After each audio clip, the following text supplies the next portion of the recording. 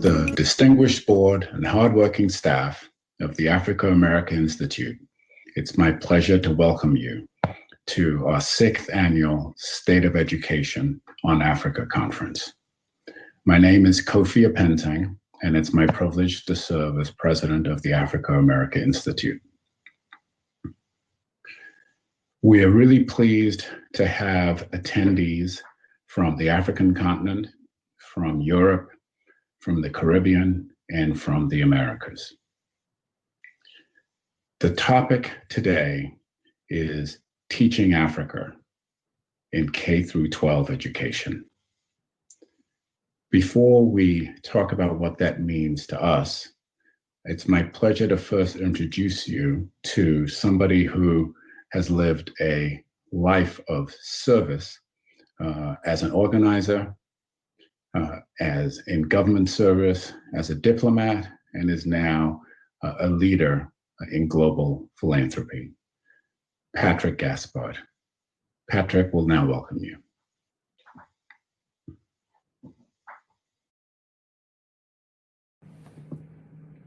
Kofi, my brother, thank you for that warm welcome and that incredibly kind introduction. Good day, everyone. The Open Society Foundations is proud to support AAI and its longstanding mission of education for liberation. Today's conference is especially in tune with our organization's goals and our investments in education and equality.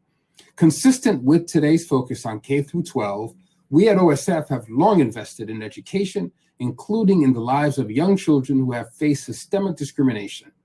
Our commitments to social justice and equity at the global, regional, and country levels are a source of pride for OSF, but we also know that change-making takes many and varied forms. OSF, like the African American Institute, believes in advancing racial justice by recovering knowledge about Africa in our efforts to promote equity. Our restitution initiative, for example, goes well beyond the classroom, but seeks to shape the collective curriculum of our world by correcting past wrongs to create a just future. From fellowships and connecting teachers across Africa to early childhood education and higher ed, such as the Open Society University Network, we believe in investing in people to help build the transformative change we need in a world which necessarily includes Black student achievement and voice in defining a just and sustainable future. I know these issues are central to this conference's agenda, but the theme of the conference, Teaching Africa, a 21st Century Anti-Racist Agenda, really resonates with me personally in at least two profound ways. The first stems from my own origins, which is rooted in Black internationalism. I was born on the African continent in what is now the Democratic Republic of the Congo. In the early 1960s, my parents moved to Kinshasa from Haiti. Like many of their generation, they took pride in Haiti being one of the first self-liberated Black republics, the first. So in newly independent Zaire, now the DRC, put out a call for help to members of the French-speaking African diaspora communities with much-needed academic and other skills, my parents readily responded and made their contribution to the decolonialization movement. Secondly, the conference resonates with me and with OSF in the way it advances the global Black Lives Matter movement. The exhortation to teach Africa evokes the lasting contributions of one of my great heroes, Aimé Césaire, the Caribbean poet who, along with Jane and Paulette Nardal, Leopold Senghor, and other African diaspora contemporaries, was a respected leader of liberatory learning during an earlier period of transnational foment and Black struggle. Inspired by the intellectual and artistic groundswell of the Harlem Renaissance, the Negritude movement was essentially a radical critique of class and racial domination. Reflecting on the movement's goals in one of his more famous essays, Césaire wrote, "For us, the problem is not to make a utopian and sterile attempt to repeat the past, but to go beyond it." And go beyond they did. Whatever its shortcomings, Negritude helped to break new ground in uprooting the European and African imperialist idea, the European and American imperialist idea of Africa as a place without culture, and asserted its own self-determined cultural vision for liberation. This conference is designed to spur momentum along this pressing journey for the sake of our children and therefore our future. I so very look forward with great anticipation to seeing how this will serve as a compass for us. Thank you.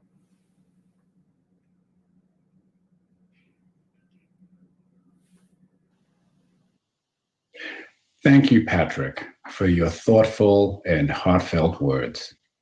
It's now my pleasure to introduce you to another philanthropic leader, Tanya Allen, President and CEO of the Skillman Foundation.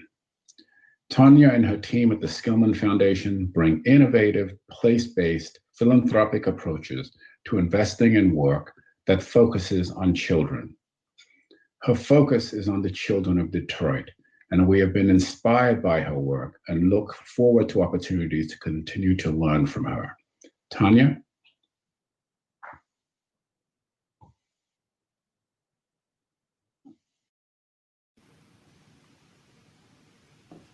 Hi, everyone. First, I'd like to welcome you to this important conference. Second, I'd like to thank Kofi for the invitation to bring you greetings and for bringing all of us together. It is time that we reclaim our history and our narrative about the continent of Africa, our heritage, our history, and our current conditions as people of African descent. I join you today as the president of the Skillman Foundation, a Michigan-based foundation that is fiercely dedicated to advancing our children.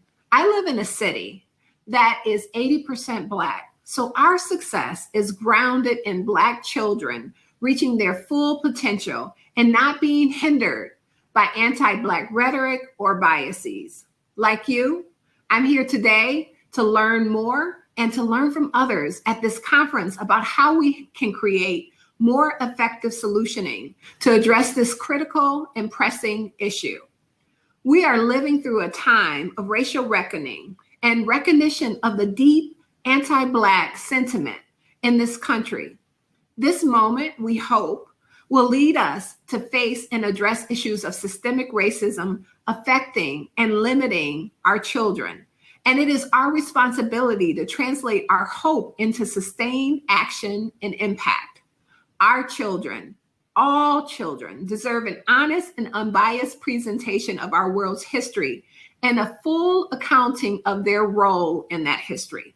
When we deny our children of the truth, they are more likely to repeat the harms and more likely to allow racism to harm them regardless of their skin color or place of origin.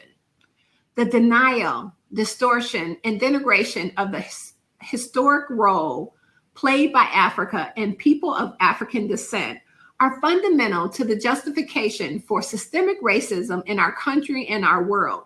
It is this false claim of inferiority of Black people, the denial of their genius and contributions, and the disrespect of their personhood that has served as the underpinning for mistreatment and marginalization that has sustained for generations and was even present as our country witnessed George Floyd, Ahmaud Arbery, Breonna Taylor's deaths, and the resulting uprisings across the globe this summer, and unity that we have to finally address and repair this wrong. And one of the most effective ways is through education. As Nelson Mandela said, education is the most powerful weapon which you can use to change the world. Education of our children is central to breaking a white-centered worldview that transmits distortions and stereotypes. Education is also about us learning among ourselves and propagating the collective wisdom through this convening so that we can advance shared understandings, approaches, and strategies. The rallying cry of Black Lives Matter is a universal way of affirming the humanity of Black people and embracing Black people as respected and valued members of the human family. Our foundation's aspiration, which is about rewriting the rules, aligns symbiotically with the conference goal to rewrite the narrative. Together, these two things can redesign systems with the voices of those most affected.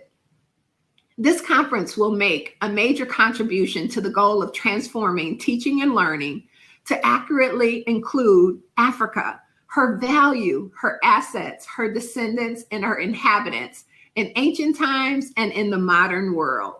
The building blocks of teaching about Africa will set our children on a path of learning about their own beauty, talents, and value.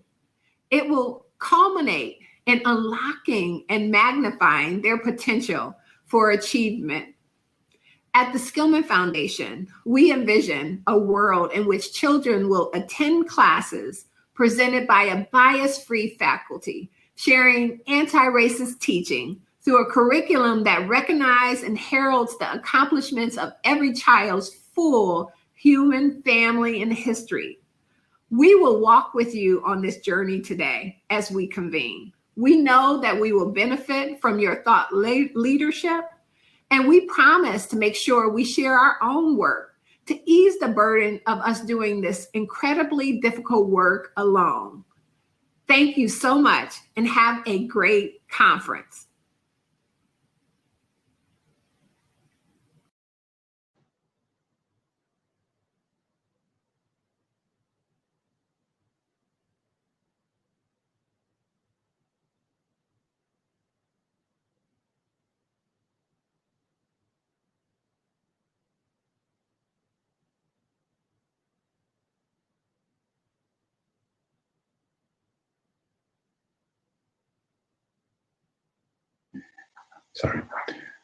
Sorry, I was muted. So anyway, thank you very much, Tanya. So when I started to think about how AAI could really focus this conference, I reached out to a friend and mentor, Maura McLean, who actually introduced me to philanthropy more than 25 years ago, when she introduced me to Susan Beresford and Franklin Thomas from the Ford Foundation. And Maura has been the person who has been the architect, together with Olivia Lynch, in designing this conference. And so it's my pleasure to introduce her to you to set the framework for the conference. Thank you, Maura.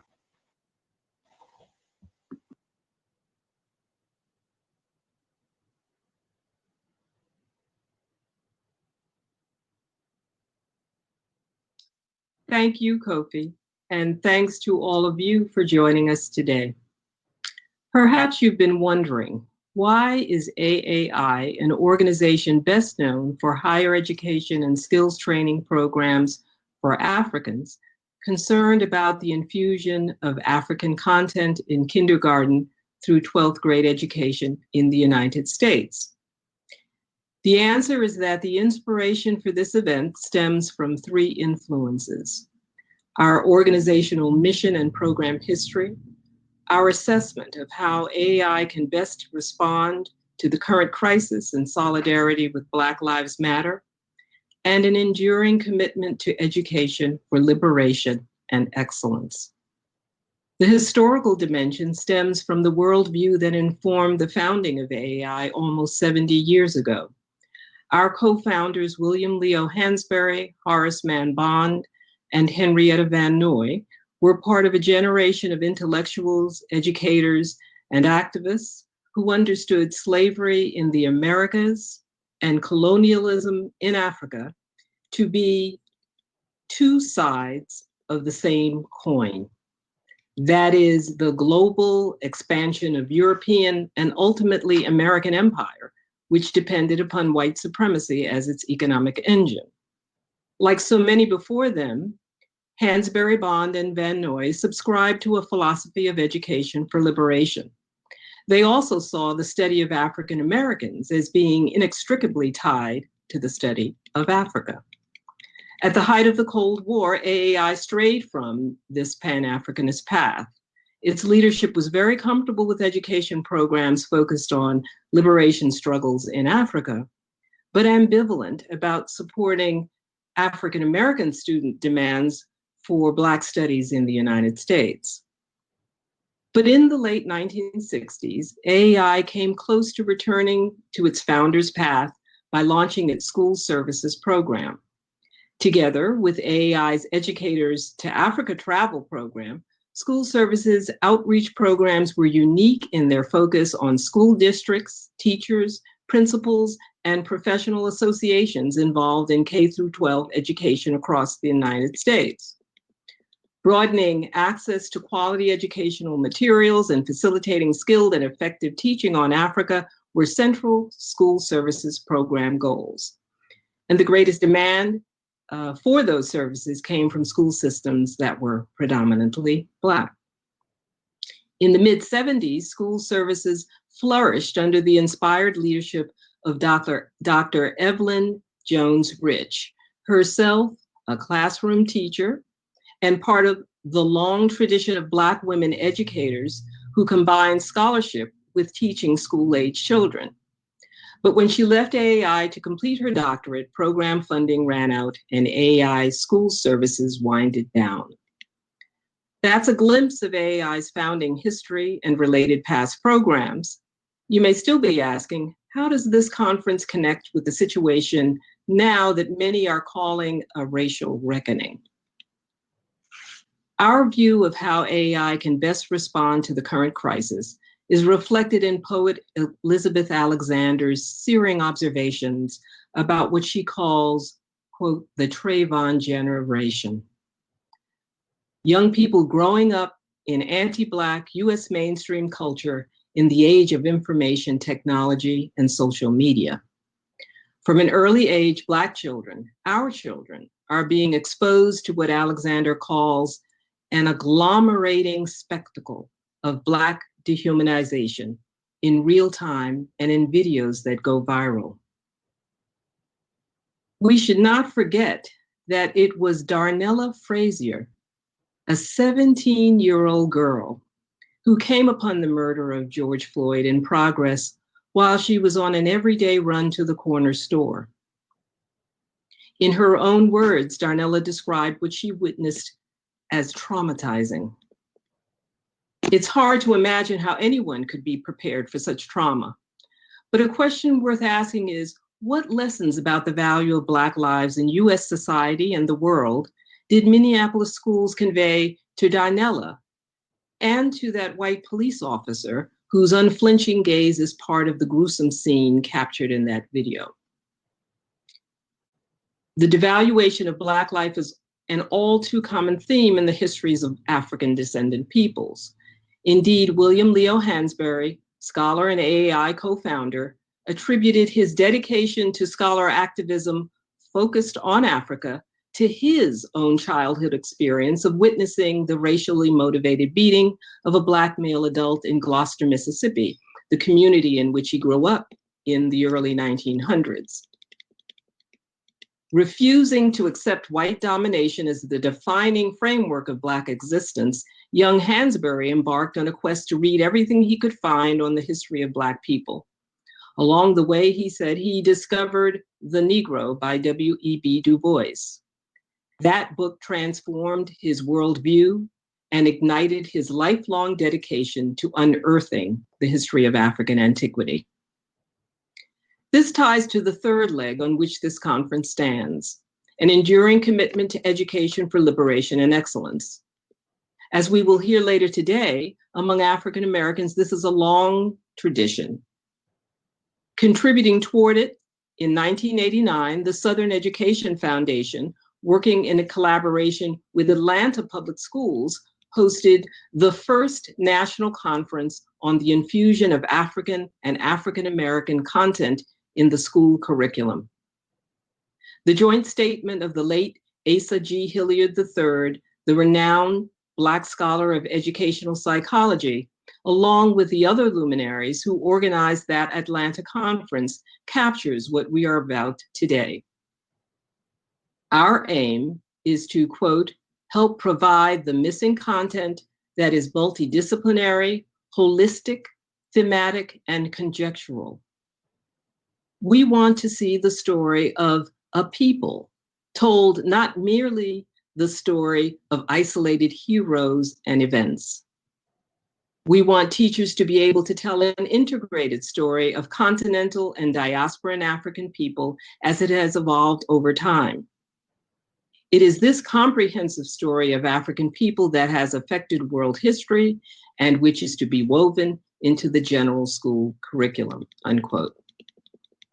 And so building on this Black tradition and AAI's founding mission, this conference aims to spur a rededication to the monumental task of anti-racist education that addresses the ongoing problem of miseducation at the earliest possible age, at a deep cognitive level, and on a massive scale. To begin today's learning journey, I invite you to get a glimpse of what our children think about our agenda.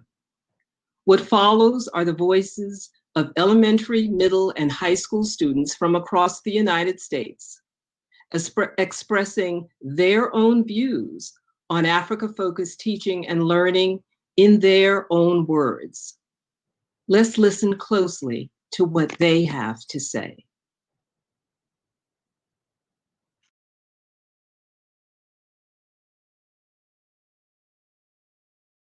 Being a young Black man, I've come to understand the importance of knowing where I and so many other Black youth like me come from. Proudly, I can say I am a descendant from strong, wise, and powerful African men and women. With this understanding, knowing this, I question, why isn't this taught in schools around America? It is important to me because if I do not know about my history, I can't talk. And I really want to have conversations about my ancestors with people. And I'm very inspired by the accomplishments that my ancestors and my heritage has done. Like, for example, George Washington Carver making the peanut, Rosa Parks, letting African Americans sit wherever they want in the bus, Martin Luther King giving civil rights to everybody. Learning about Africa is important to me because it's a very public and big place, and lots of people come from there, especially me. I come from there, and there's lots of people in this country who come from there, and I feel like that's history and that everyone should learn there because there's a lot of people. So if they learn about one place, we all should learn about everywhere around the world.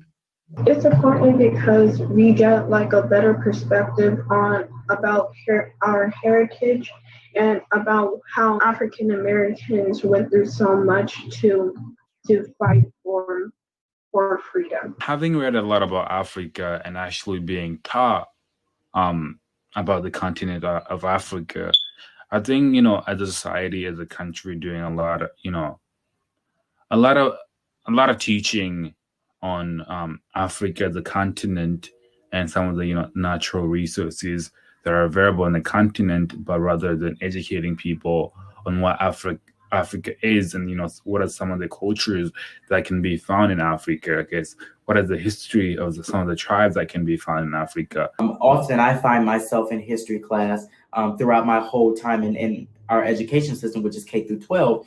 And even in college, but more specifically centering to K to 12 education, I find myself always reading about Africa when it's only about slavery, when it's only about how white Europeans captured Africans, right? And that's the only real glimpse that I get of African culture. I'm not taught about the minerals and the resources that the reason why white people went there was because of the resources and minerals that they had, right? They never discussed that Africa was literally stripped of all their cultures, their traditions, their religious beliefs, their principles, and they were brainwashed, right, with European beliefs and styles and lifestyles and mindset. We're never taught the true, raw, harsh history of Africa. Teachers need more training. They need to better learn about our true history. There needs to be field trips to Black-owned businesses, historical sites, African American art exhibits, African American dance exhibitions, and cultural centers. There needs to be live speakers who talk about stories that they know or of themselves. There needs to be Zooms with American classes and African classes that are in the same grade, which they talk together about how life is for them and what's a typical day for them. I'm interested in learning different countries because Africa is a continent. So and Africa is a big continent. So there's lots and lots of countries in Africa. So I would like to learn more so South Africa. And I think that would be very interesting. I remember how in fourth grade we did this presentation about activists. And I also remembered when we got to dress up as our favorite activists. I felt proud that we were representing it because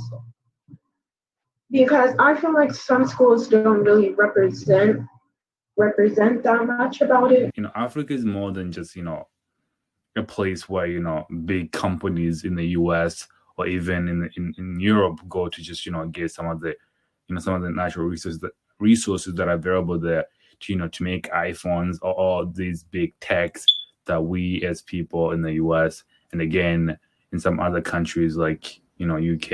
I would like to learn how they get like resources, and because every country is different and they have different ways of getting resources like water, food, like warmth, like different things like that. I would like to learn like how they do that. So I think that it's extremely important that we not ask the question, why isn't Africa's history taught in K through 12 schools? The question needs to be, how can we make sure that we hold these textbooks, these school systems accountable to where they make sure that they teach us the right African history, that they teach us the true African history. Africans were stolen from Africa and shipped all over the world.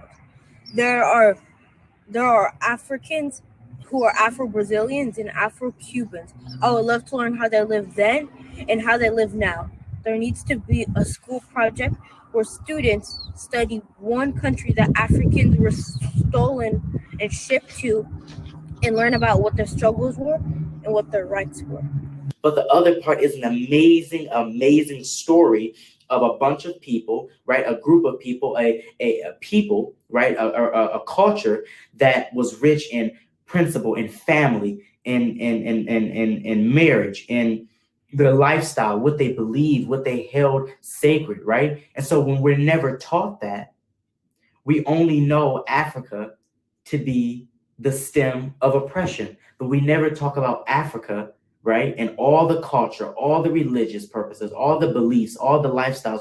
We never learn about that rich history that can make a young Black man like me or a young Black woman like my peers or any, doesn't matter what gender, it allows us to look at it and say, you know what? We come from a strong line of strong, wise, powerful, impactful, and hardworking people.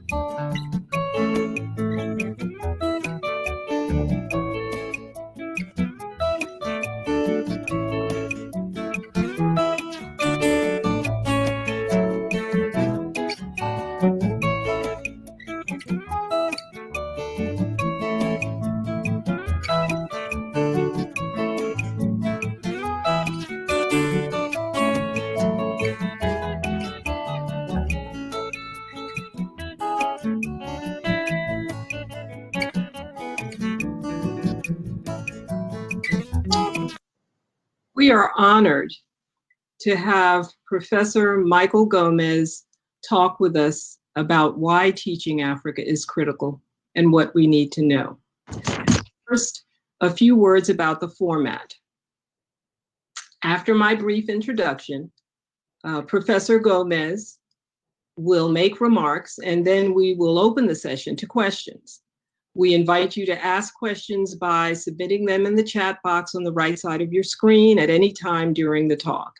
And at the end of the session, you'll be invited to complete the poll that you'll see with a few questions about the substance of what we'll cover. It is an honor and a pleasure to introduce Professor Michael A. Gomez, who is currently Silver Professor of History and Middle Eastern and Islamic Studies at New York University, and the director of NYU's newly established Center for the Study of Africa and the African Diaspora. Professor Gomez was the founding director of the Association for the Study of the Worldwide African Diaspora from its inception in 2000 to 2007. He is also the series editor of the Cambridge Studies on the African Diaspora, Cambridge University Press. He is the author and editor of numerous books, including Exchanging Our Country Marks, The Transformation of African Identities in the Colonial and Antebellum South, and Reversing Sail, A History of the African Diaspora. His most recent book, African Dominion, A New History of Empire in Early and Medieval West Africa, was awarded the 2019 African Studies Association's Book Prize and the 2019 American Historical Association's Martin A. Klein Prize in African History. Professor Gomez, welcome. Thank you. Thank you so much.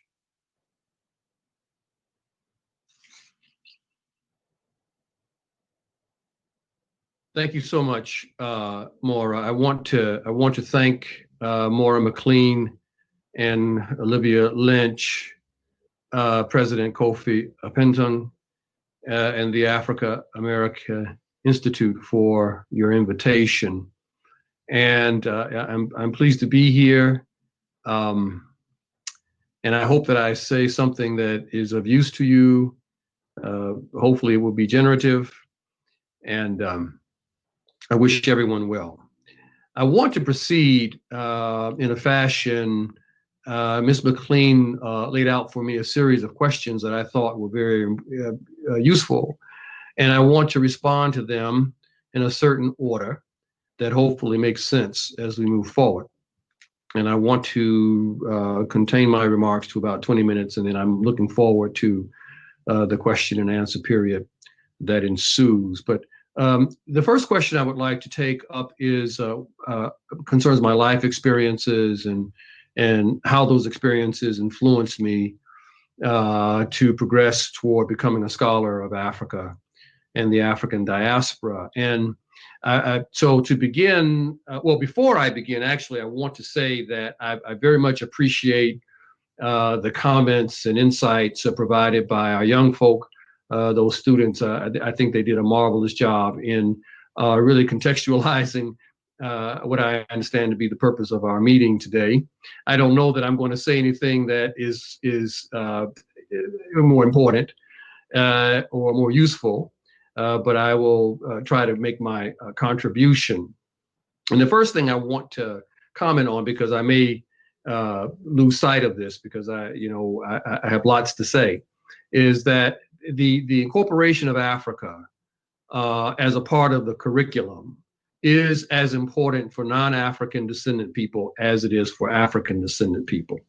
And certainly it has of tremendous importance to African descendant students. But for those who are from Europe, Asia, Latin America, et cetera, this is really critical. And so with respect to my life experiences, I was born and raised in Chicago. I'm the child of an African-American mother whose family is straight out of Mississippi, and an Afro-Puerto Rican father, a Criollo, who was born and raised on that island. And as a consequence of, so my background is not necessarily multiracial as it is multicultural.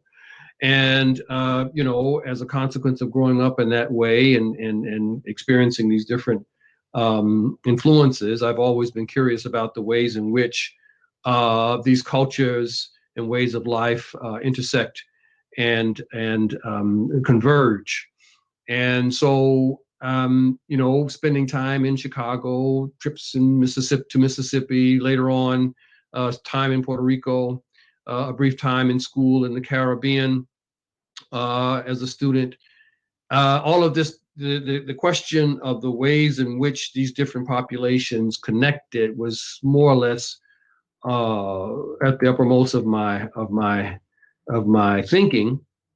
And I did all three of my degrees at University of Chicago, and the initial degree was in U.S. history.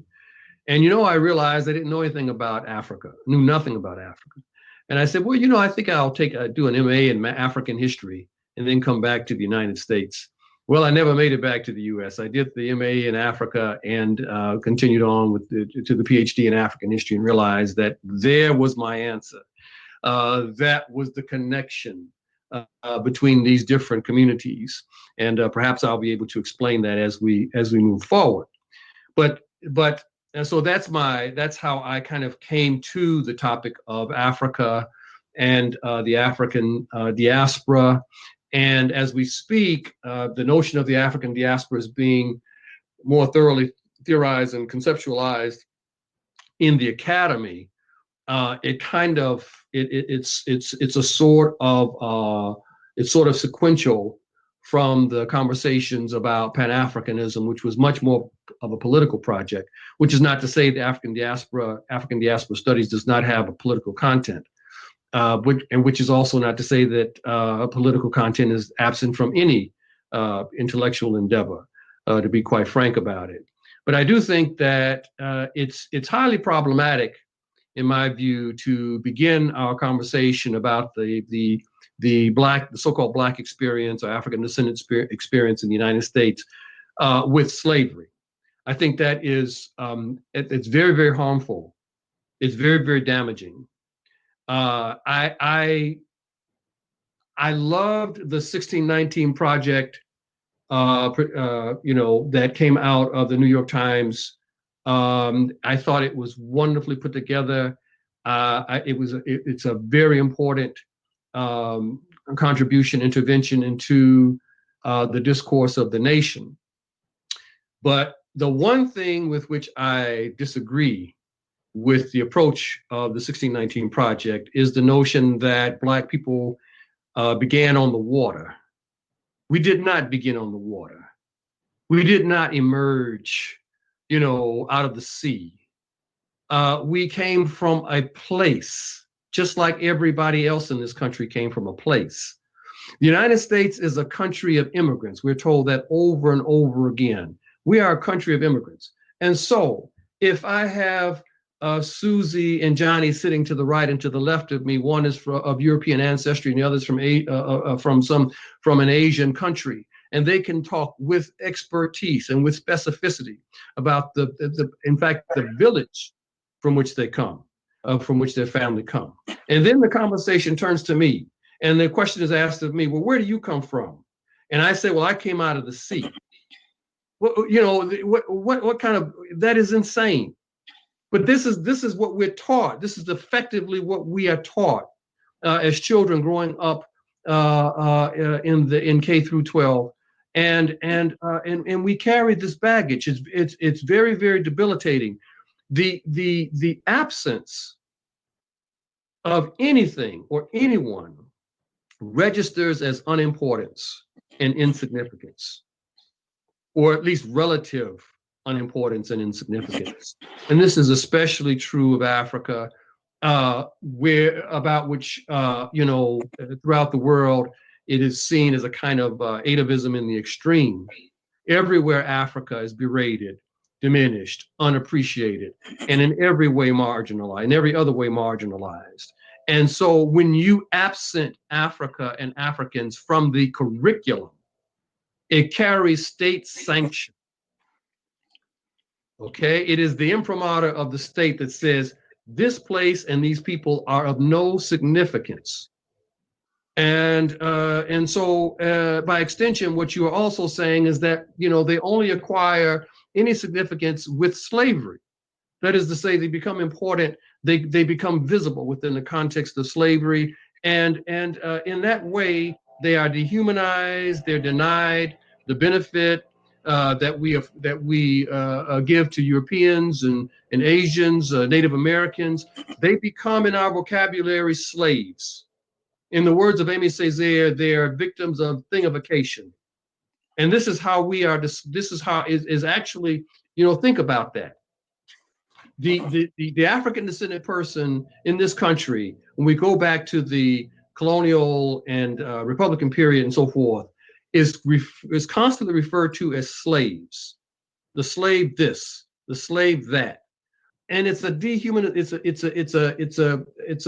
it's a mechanism of dehumanization, which is just completely unacceptable. And it does serious damage. I can recall, and this is, you know, by way of the anecdotal, and I won't dwell on this, but I can recall, Ms. McLean, I can almost recall with great clarity the moment in my third grade classroom when, you know, the subject of social studies ventured into the question of slavery. And at that moment, I discovered that my people had been enslaved. And I cannot convey to you the feeling that overcame me, because up to that point, I went to an so-called integrated school, and up to that point, we were all peers.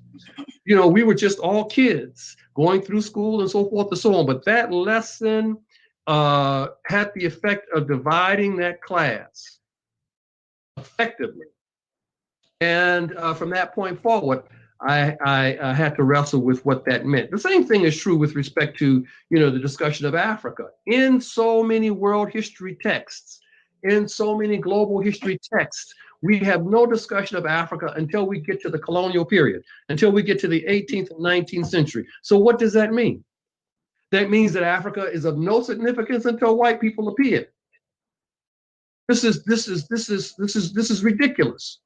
And we have to, you know, it goes back to what Hegel wrote. I want to read to you what Hegel wrote. The German philosopher died in 1813. This is what he wrote. At this point, he's talking about world history. At this point, we leave Africa not to mention it again, for it is no historical part of the world. It has no movement or development to exhibit. Historical movements in it, that is in its northern part, belong to the Asiatic or European world. Carthage displayed there an important transitionary phase of civilization, but as a Phoenician colony, it belongs to Asia. Egypt will be considered in reference to the passage of the human mind from its eastern to its western phase, but it does not belong to the African spirit. What we properly understand by Africa is the unhistorical, undeveloped spirit still involved in the conditions of mere nature, and which had to be presented here only as on the threshold of world's history. That was written in the 19th century, and 200 years later, we still treat Africa in the same way. And so I think that it's long time that we address this formally in formal education in grades K through 12. And I have to engage with the residual effect of this at the collegiate level, at the undergraduate level. I've been teaching for a while now, and both with African descendant and non-African descendant students, there's a dearth of information about Africa. And I have to tell you, quite frankly, that many undergraduate students, perhaps the majority of them, are fairly unreceptive to new information about Africa. They come into the classroom with preconceived notions, about the continent, ideas that invariably they glean from the media, from popular media, and they tend to resist. They really tend to resist anything that contradicts those ideas. And it shows up in the language. It shows up in the language that they employ in talking about Africa, and Africans,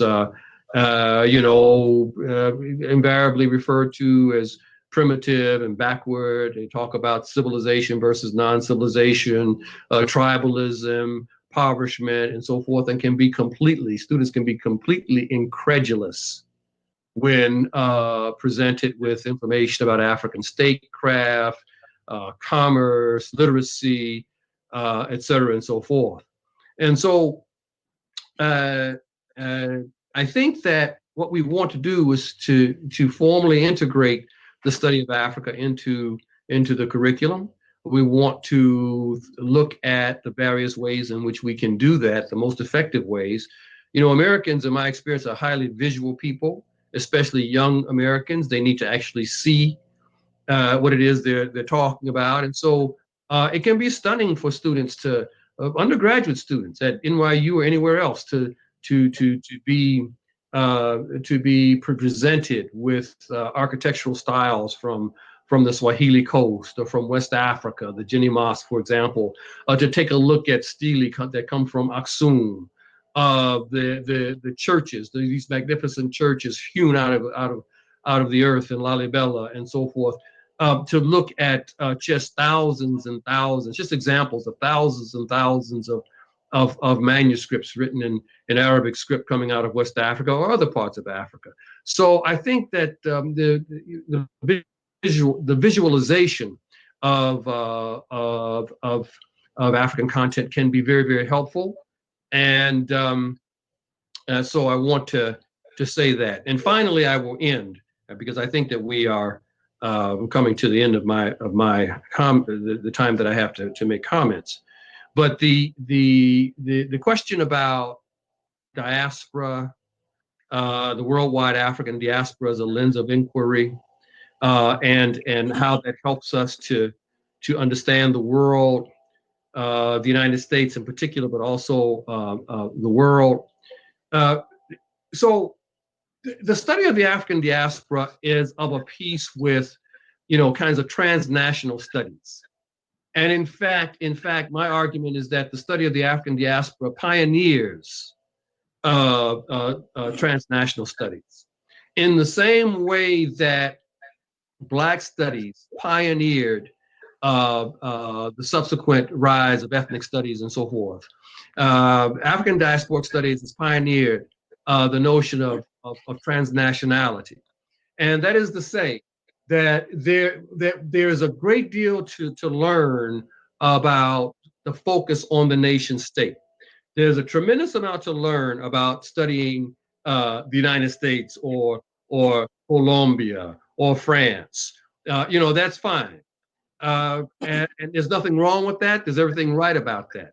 but the focus on a particular nation state also has the unintended consequence of occluding the ways in which the experiences of communities that are a part of the nation state are connected to communities outside of the nation state, and help to explain those experiences.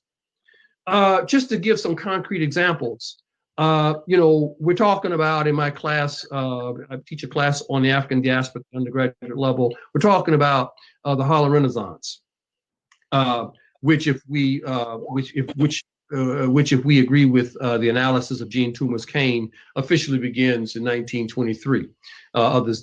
Some scholars disagree with that, but it's essentially an interwar experience. You cannot understand the Harlem Renaissance without understanding the West Indian / Caribbean context, the Latin American context, this move of masses of people from the American South into the North, and that is that provides, in addition to developments globally with respect to World War and so forth. That provides, that explains both the cultural and political efflorescence of the period. That is to say that the cultural content, the sheer creativity that comes out of that period, along with the political imaginings that are made possible by the Marcus Garveys of the world, who come out of a particular context and then bring that context into New York City and say, okay, what's going on here?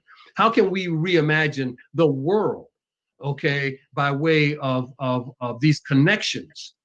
This is very, very important. You cannot understand, there is no time, there is no period in the history of the United States or in the history of the so-called African American. There is no period in time in which that history is not vitally connected to the history of the Caribbean and Latin America. No point in time. And I want to end my comments, if I may, Mr. McLean, because I may not come back to this. But if we go through the anti-colonial period, once again, Pan-Africanism. What was Pan-Africanism? But the transnational in political terms. But to this day, we cannot understand what we're looking at, what we're experiencing this very day, without understanding the diasporic dimension. We had the first Black president of the United States elected to the office, Barack Obama. Well, who was Barack Obama? Okay, he didn't come out of a conventional African American experience. I mean, he is really African American. I mean, he's the most direct representation of the African American experience. And now we will soon have the first African descendant as well as Asian descendant vice president was a woman, Kamala Harris. Okay, so and once again, what does this mean? Her background is both Indian as well as Jamaican. She is of Asian ancestry as well as African ancestry. This is who she is.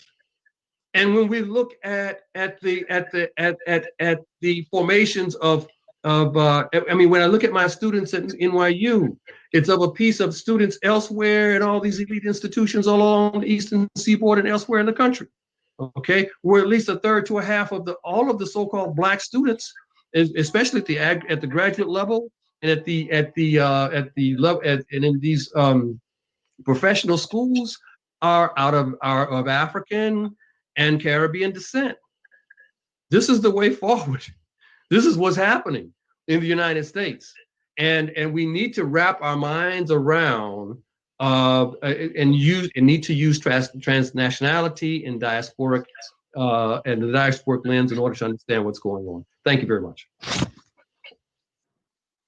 Thank you, Dr. Gomez.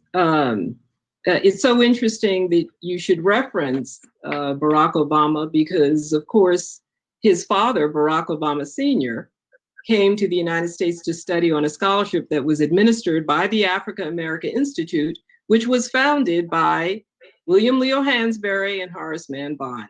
And what this leads me to the question, one question I want to ask, and we're going to, of course, invite the audience in. Even with all of our social media and interconnectivity, it seems that there is not the same rich exchange and dialogue between African descendant scholars and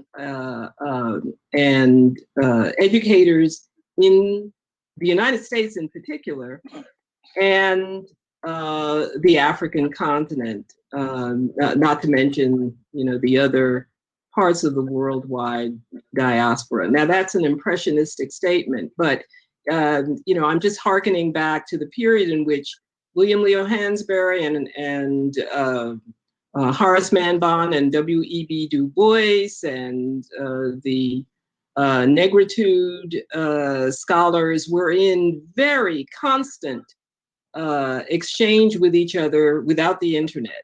How, as a historian, well, first of all, is that an accurate impression? And why do you think that is the case, and how might we overcome that? That's an excellent question, Ms. McLean. And I would say that in some ways it is an accurate reflection. In other ways, it is maybe not as accurate. For example, when we began this association for the Study of the Worldwide African Diaspora, ASWAD, which it's an acronym, but actually the Arabic root means black, so it just happened to work out that way. It was the intention was, in fact, to gather scholars from really around the globe who are studying these multiple experiences by various disciplines. Yeah. And so this association, I mean, it's just one example, but this is an association that meets biennially. It meets every other year. We've met all over the world. It is largely an association of academics, but anyone is welcome. And I would invite your audience to join ASWAD at you can get to it at aswad.org.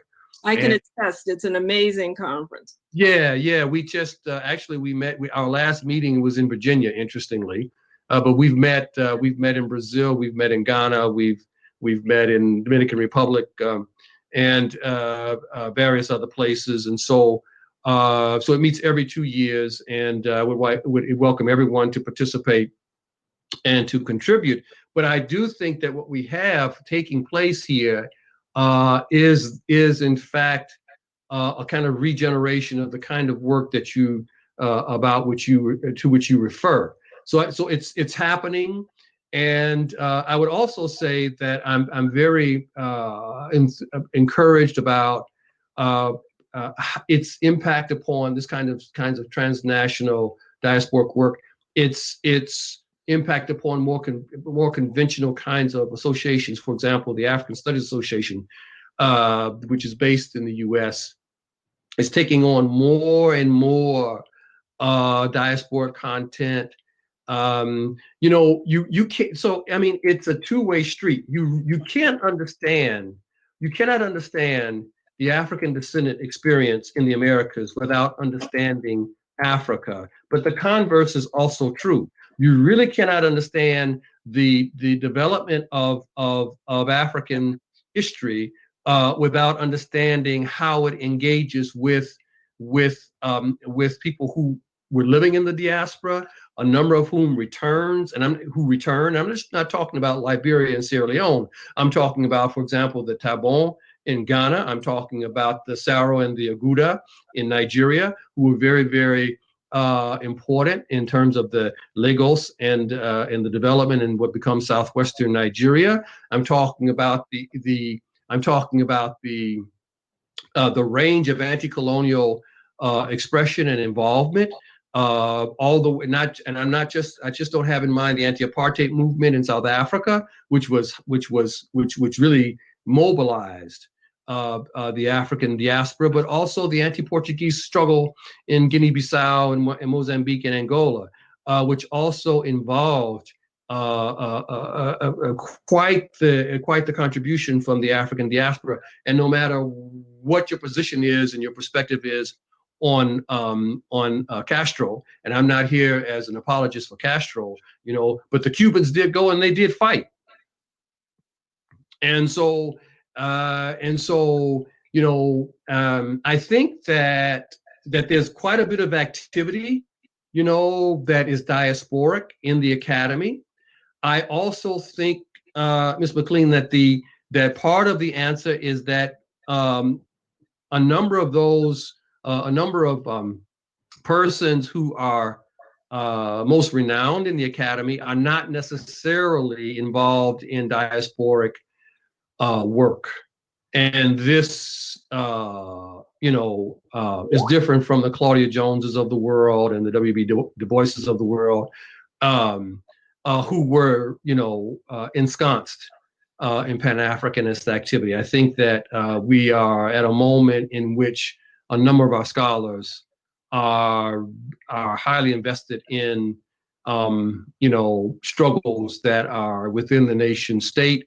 I don't mean that as a criticism. I understand that, but it's a different term. I do think it's connected to, I think, once with the fall of apartheid and the liberation of Mandela, there is a kind of falling away, a falling off of Pan-Africanist activity by and large, and so we'll see, how that progresses. I will say, however, that spirit continues on, in the art,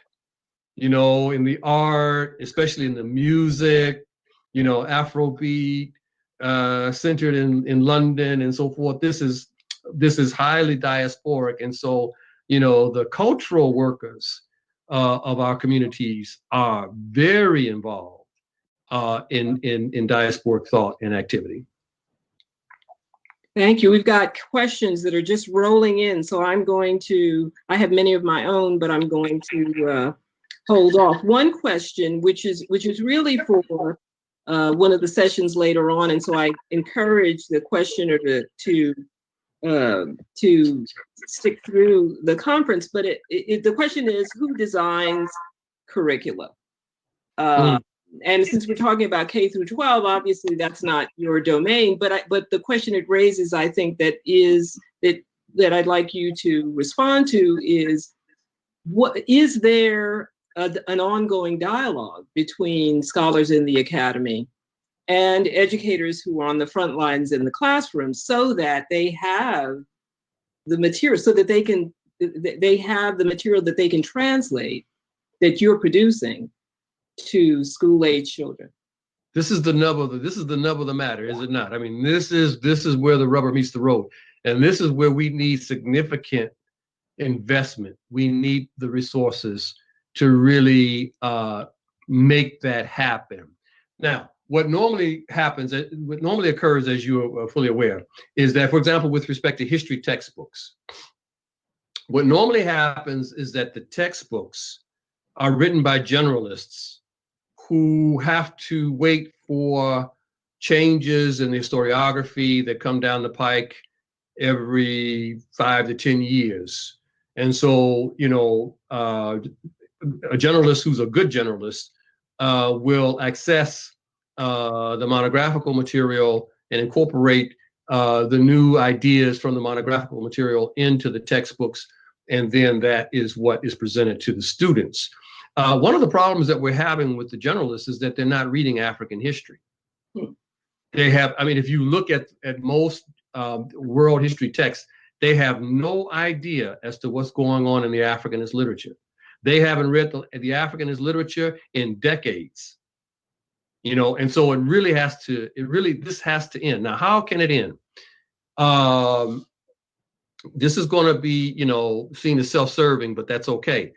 At NYU, we started this center, the Center for the Study of Africa and the African Diaspora, CSID, and we launched the first institute for junior high and secondary school teachers in New York City back in February of 2019, if I'm not mistaken. We're not able to replicate it. No, it must have been 2020. No, it's 2019. We were not able to do it, obviously. We're not able to do it this spring because of the pandemic. But we had around 20 students, 20 teachers from the New York area. We were taking advantage of the presidential week, and we gathered at NYU, and we had an institute or workshop, and it was wonderful. It was wonderful. And I if I can, I would replicate that on a massive scale. I do think that the teachers gained a tremendous amount from it. I would like to do it not only in the New York area, but around the country as we can get that going. And I think it would be wonderful whether we can do it in the spring or in the summer or both. But what needs to happen, Ms. McLean, quite frankly, is that we need opportunities. We need the resources to get several historians together, to have a semester or two off, to write these books in conjunction with the experts who develop the curricula, who develop the various curricula at the high school level, maybe junior high level. And so this is a project that I would really like to see take off, and it would be a multi-year effort, but it is something that if we have the resources, we could work out. Well, let's see what we can get going. All right. So now there's a question about what the questioner wants to know, whether there is a particular history lesson in ancient Africa that you have seen have the greatest impact on your students. And I would like to combine that with a question pertaining to your observation that teaching Africa is important for all students, whether they be Black, African descendant or not. So is in your teaching experience at the undergraduate level, is there some example of Africa in antiquity that seems to ignite? Well, when we get to antiquity, of course, we're talking about, attention normally tends to turn to Egypt, Nubia, and Ethiopia. And that's contested terrain. For the longest, as you know, we were told that Egypt is not a part of Africa, and that is a very racist line of analysis. But what I have found, last I checked, Egypt is on the African continent. Now, so I don't know, how else why it does not qualify to be African. But in addition to, in fact, the demography of ancient Egypt, the lesson that seems to fascinate undergraduates most. And I do talk about ancient Egypt. I do talk about Nubia. And actually, there are two lessons, if I may. One has to do with the ways in which ancient Nubia and Egypt come together with the Hebrew Old Testament in the discussion of Taharka, who was part of, I think, the 25th dynasty. Here's a Nubian, clear Nubian, reigning as an Egyptian pharaoh who's discussed by name in the Hebrew Old Testament. That really fascinates my students. And the other thing that fascinates them, which is of a piece with that, but it's a subsequent conversation, has to do with Kebra Nagast, or Glory of Kings, which comes out of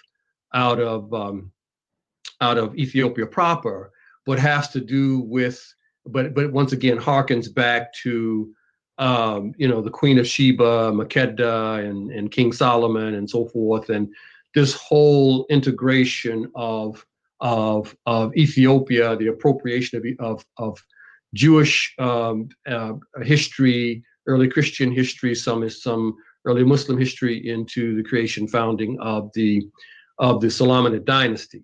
And so, students tend to get their heads around, what's accurate, what's inaccurate, what's mythological, what may be historical, and so forth. So students really have a lot of interest in that, but they also have a lot of interest in that because that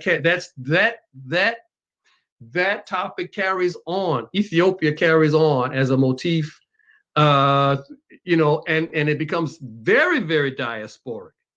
It's very interesting because in the subsequent history of Africa outside of the Horn of Africa, you don't necessarily have a lot of discussion about Ethiopia. That discussion is in the diaspora, and it emerges in North America. It emerges in the Caribbean, probably most prominently in the Rastafari movement. But Ethiopia, tends to be rather ascendant, in the conceptualization of Africa, the African diaspora, and so my students, really gravitate to that. In a subsequent period, a period that I would see as a kind of medieval moment, we have a discussion about Mansa Musa, the 14th century ruler of Imperial Mali. And that tends to be very fascinating as well, when he makes, he creates this empire, he performs pilgrimage or Hajj, and there is this idea. I didn't start it, but others, maintain that he was probably the richest person who ever lived. Could be, couldn't be, I don't know, but he's certainly quite a figure in in West African history, and he's someone about whom people need to know. Well, I can't believe it. We've got 2 minutes left and a slew of questions, which means we just have to figure out how to do this again. So I'll ask you. Well, and by the way, William Leo Hansberry, he eventually made it to Egypt, but he was denied funding and was disputed by a very famous Harvard Egyptologist who told him that Nubians were not Africans. So there's a question about your take on race versus ethnicity, and maybe in our remaining minute, maybe I can squeeze in one more question after that. Well, I think that the question of race, ethnicity, both in the American context and the African context,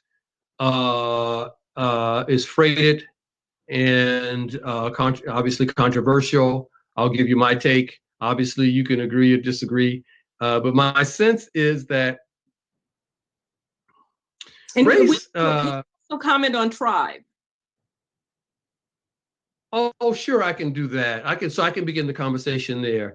I think that the immediate context for the use of the term tribe is really, really critical. I know that folk from the continent, African-born individuals, often refer to their quote-unquote tribe. I mean, but they mean something different than what Americans mean. When Americans refer to Africans as tribal, and they refer to Africans as inhabiting tribes, they are envisioning people who are, they see that as a primitive, pre-modern formation. And they are placing them within that formation. They, as they could insist upon talking about Africans belonging to tribes, they are calling upon a kind of ethnographic present That is to say that nothing has changed in Africa over the millennia, and that people see themselves in this way. And so what Americans mean and what Africans mean are very, very different. And I insist I challenge my students, that if you're going to talk about, African tribes, then let's talk about German tribes. Let's talk about Italian tribes. As far as I know, Germany didn't come into existence until the late 19th century. So there was no Germany. So if you are uncomfortable with that, then you need to be aware of what you mean when you use the term tribe. And in fact, when we, as a kind of commentary on contemporary American politics and talking about what's happening in this country with respect to the tumult that has been affected by the Trump administration, in reflecting upon all of the confusion that has assaulted the country, it is often referred to as tribal.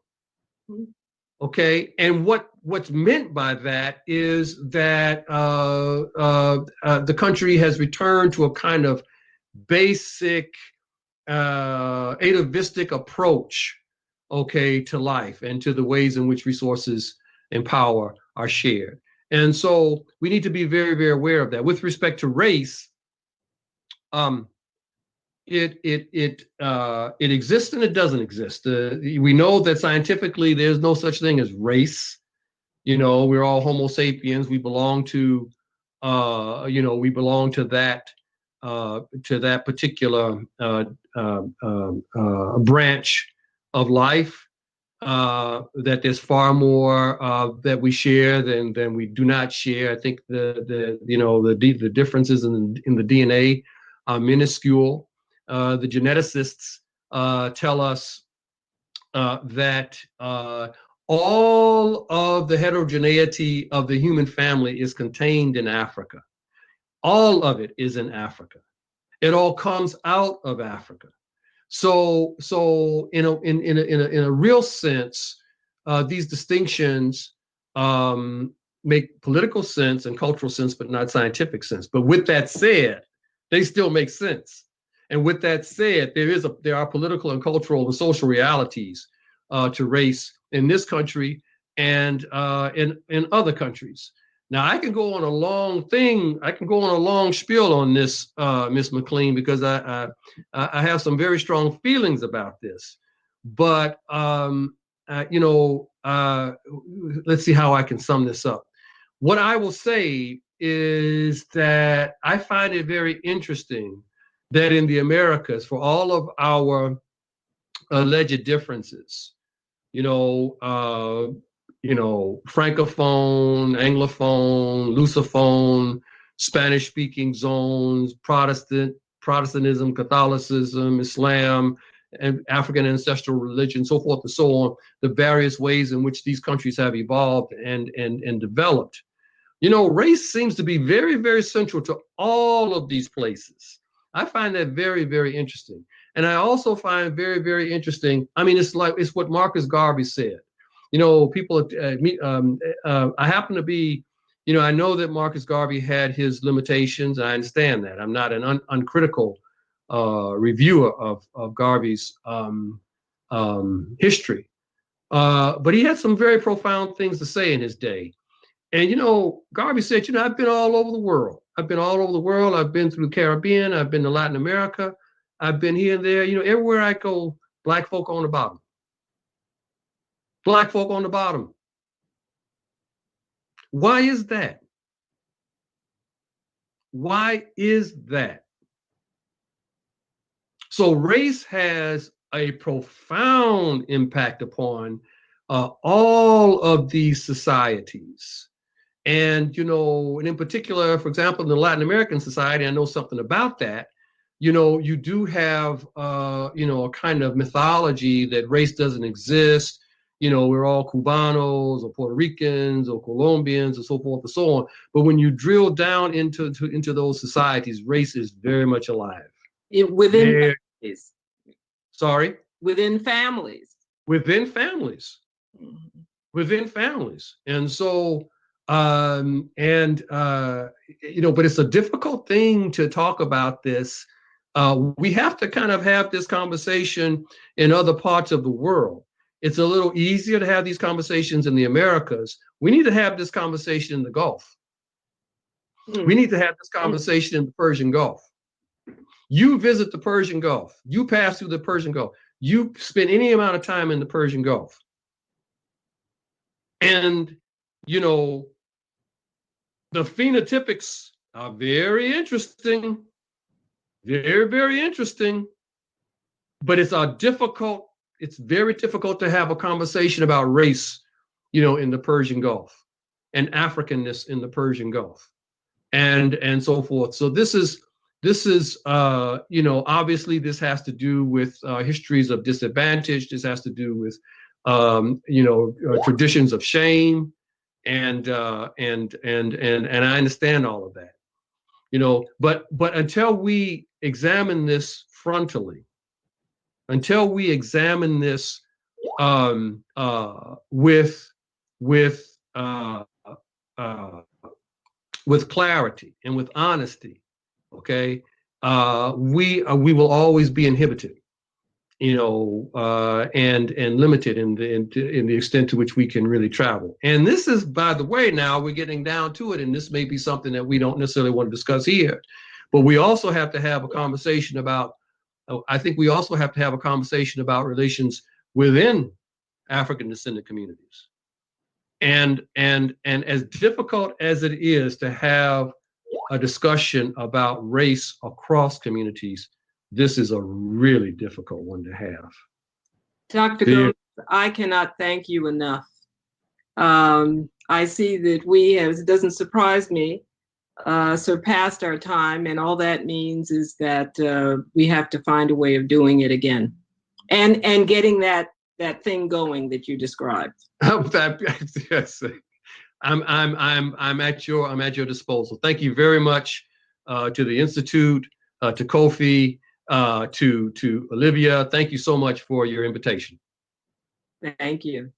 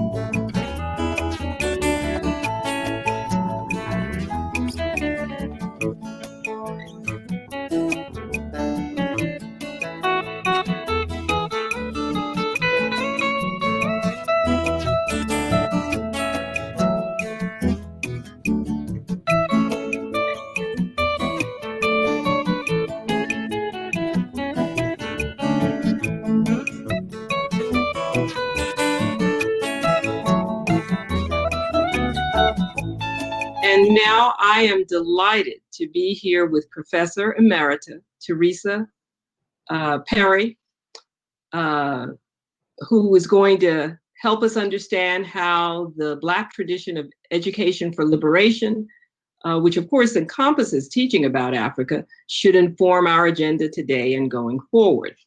Again, the format for the session is that after my brief introduction, Professor Perry will make remarks and then we'll open the session to questions. We invite you to ask questions by submitting them in the chat on the right side of your box on the right side of your screen at any time during the talk. And at the end of the session, we'll have a poll, which we hope you will answer. And following that, we'll have a break. It is truly a pleasure and an honor to introduce Dr. Teresa Perry, Professor Emerita of Africana Studies and Education at Simmons University and former director of the Simmons Beacon Press Race, Education, and Democracy Lecture and Book Series. Her research and writings focus on developing a theory of practice for African American achievement and creating educational environments that normalize high achievement for Black students. Dr. Perry is co-author with Claude Steele and the late Asa Hilliard III of Young, Gifted, and Black, Promoting High Achievement Among African American Students. She is co-editor with Lisa Delpit of The Real Ebonics Debate, Power, Language, and the Education of African American Students, and editor of Teaching Malcolm X. Before joining the Simmons faculty, Dr. Perry was undergraduate dean and dean of faculty and vice president for community relations at Wheelock College. During her tenure at Wheelock, the college received wide recognition for its exemplary teacher preparation program. Dr. Perry has led the faculty in integrating content on race, gender, social class, and ethnicity throughout the curriculum. Dr. Perry, welcome. Thank you, thank you. I think I have 20 minutes to talk, and I'm going to try to do it as cover everything. So what I'm going to try to do is think about how do you develop a theory of practice for African American achievement. And I'm going to begin by looking at what we learned from the pre-civil rights era, or from, as we say today, from before the modern Black freedom struggle, rather than before the civil rights era. And then I'll look at today. So essentially, so the question I start with is that how is it that African Americans in the darkest of times were able to create an intellectual and leadership class? And I argue that it's in no small matter due to how Black people viewed education and how they conceptualized schools in the pre-civil rights era. So essentially, and people know that education Black people was against the law in the South. It's really interesting to look at the back of Self-Taught African American Education in Slavery and Freedom by Heather Williams, all the laws in the back of the book, and particularly to look at a place like South Carolina.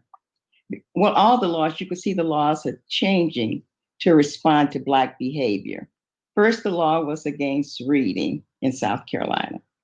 Then it was against assembling for the purpose of reading.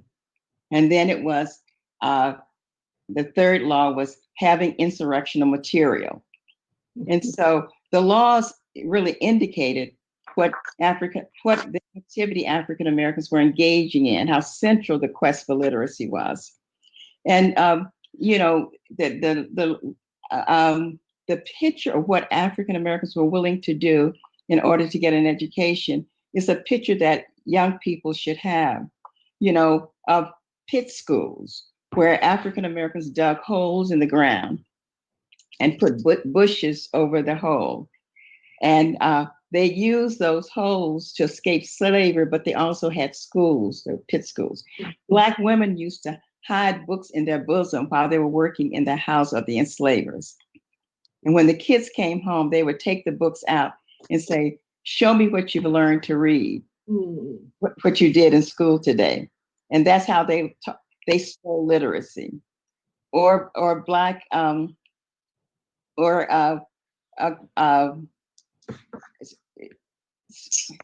so there, and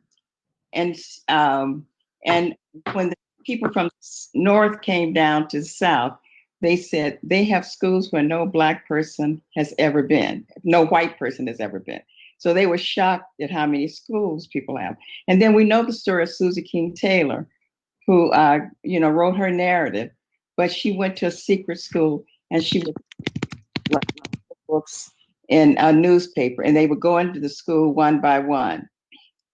And then there's the image of Black men during the Civil War who were wounded in bed in the hospital and teaching other soldiers how to read and write. So I think that the meaning that African Americans attached to education, that it was not instrumental, it was a transcendent me. It's how you went from being unfree to being free.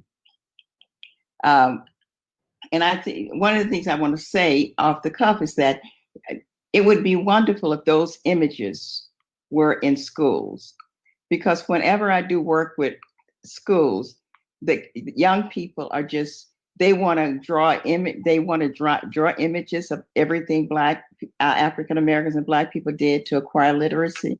Mm-hmm.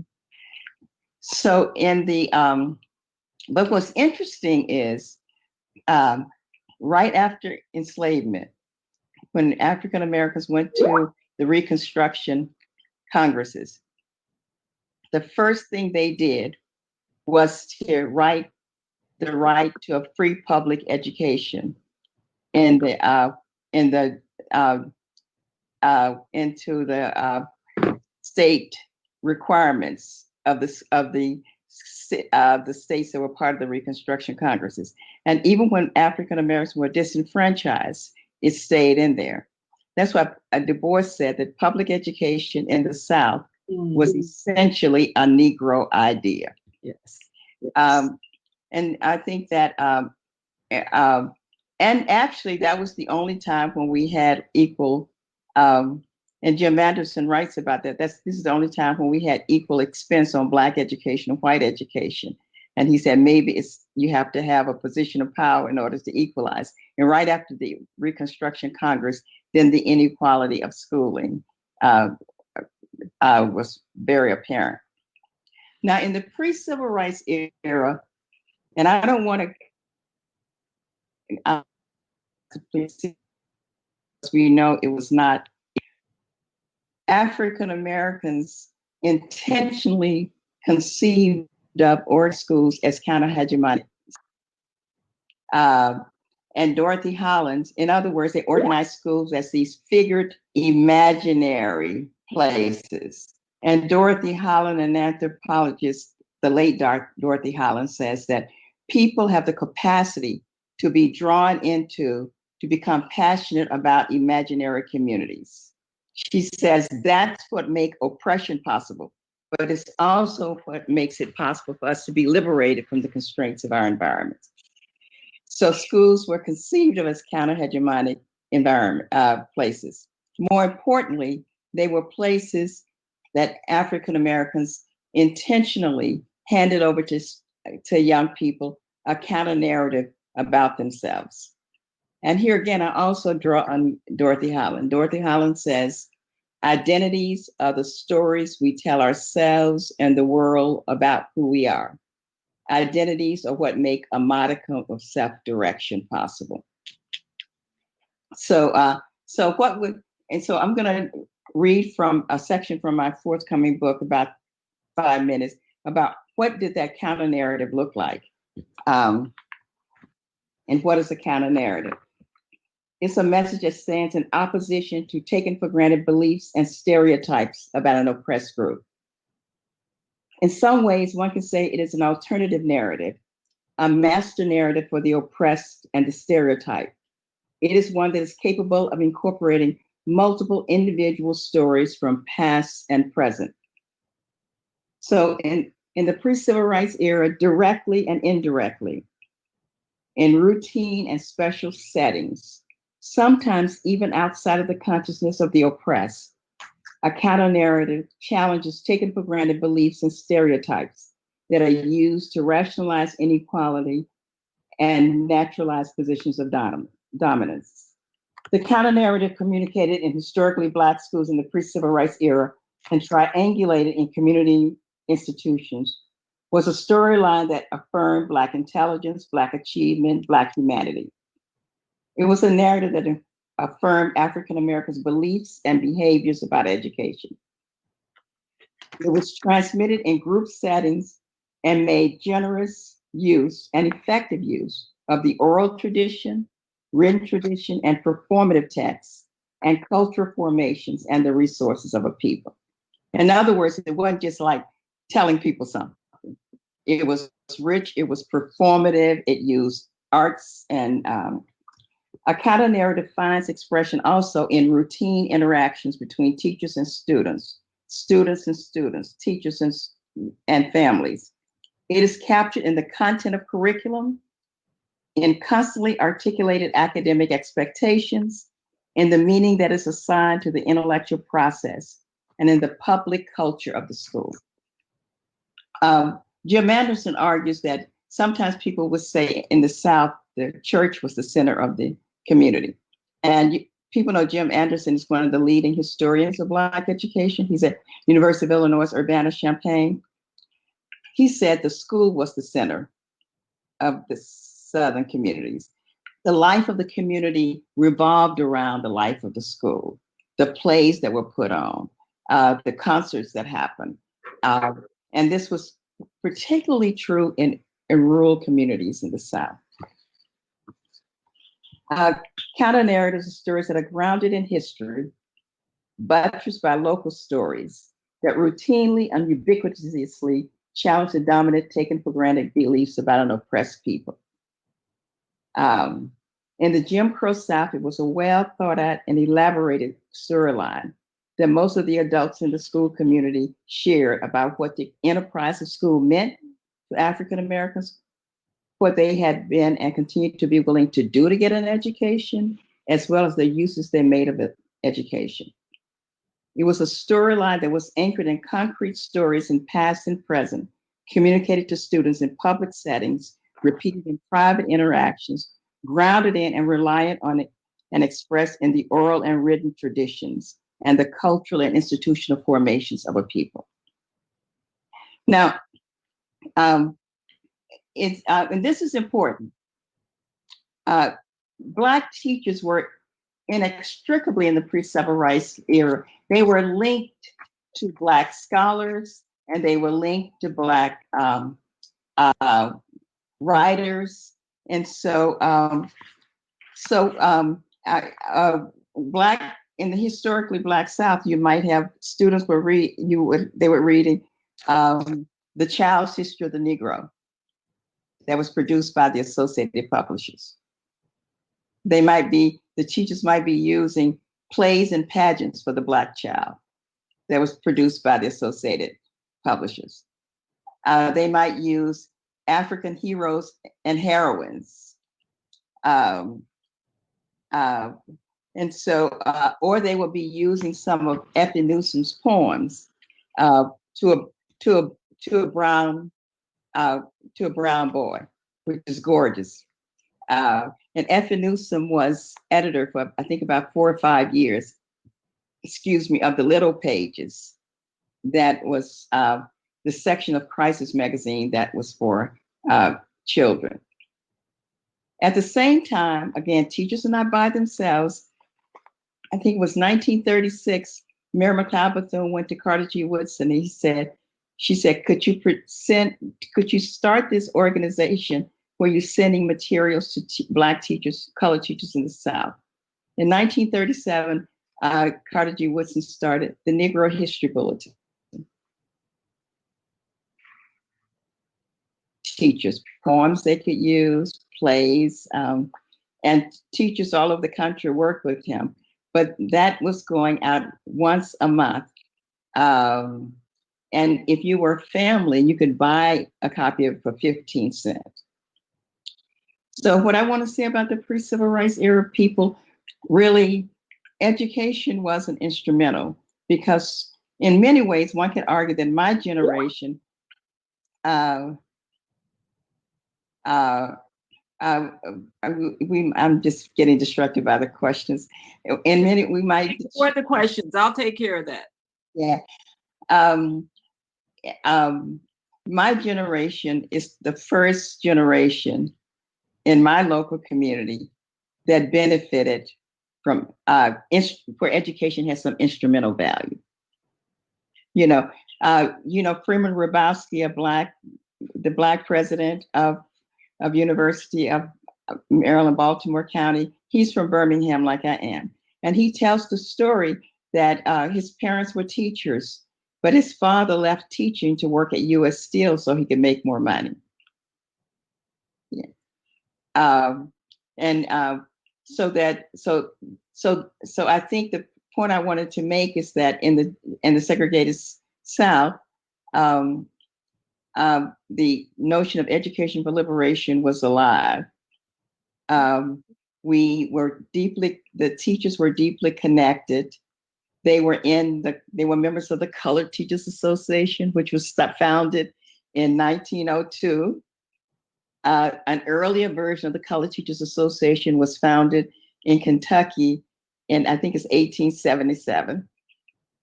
And there were Colored Teachers Associations. There were state chapters all over the South, and they had their own teachers' journals, a professional journal. So the teachers weren't by themselves. And many of those teachers, they also they couldn't join the White Teachers Association, but many of them did go to the NEA meetings later in the century. So they will both end up being both a member of NEA and of the Colored Teachers Association. Now, the next, so in the post-civil rights, but I think the thing that I wanted to connect is that in the pre-civil rights era, Black students were learning about Africa, African heroes and heroines. There's another book that was written for Black school, was African Proverbs and Myths and Proverbs, as well as the Child Study of the Negro. Now, in the post-civil rights era, it's hard to see how schools are organized as counter-hegemonic spaces. But what we do know in schools where Black kids achieve, they're organized around a belief that all kids can achieve. And that's a counter-hegemonic stance, So I have developed a theory of practice for African American achievement, where somebody saying, please stop. No, not to you. Ignore the chat. If you can close it, you should.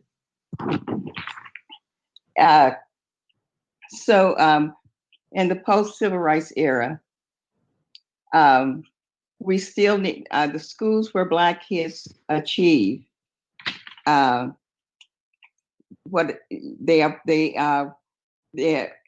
organized around a belief that all students can be achievers.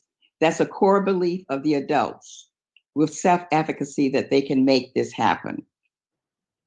They participate as full members in an educational organization in which membership means being an achiever, and where the environment is organized so that students can co-construct social identities of achievement. And they participate in highly relational educational environments where students learn, practice, and are reinforced and supported in developing fluency in the behaviors and practices that are necessary to be an achiever. Thoroughness, hard work, persistence, and commitment to doing one's very best. Now, I'm going to come back to this, but in these environments, in the post-civil rights era,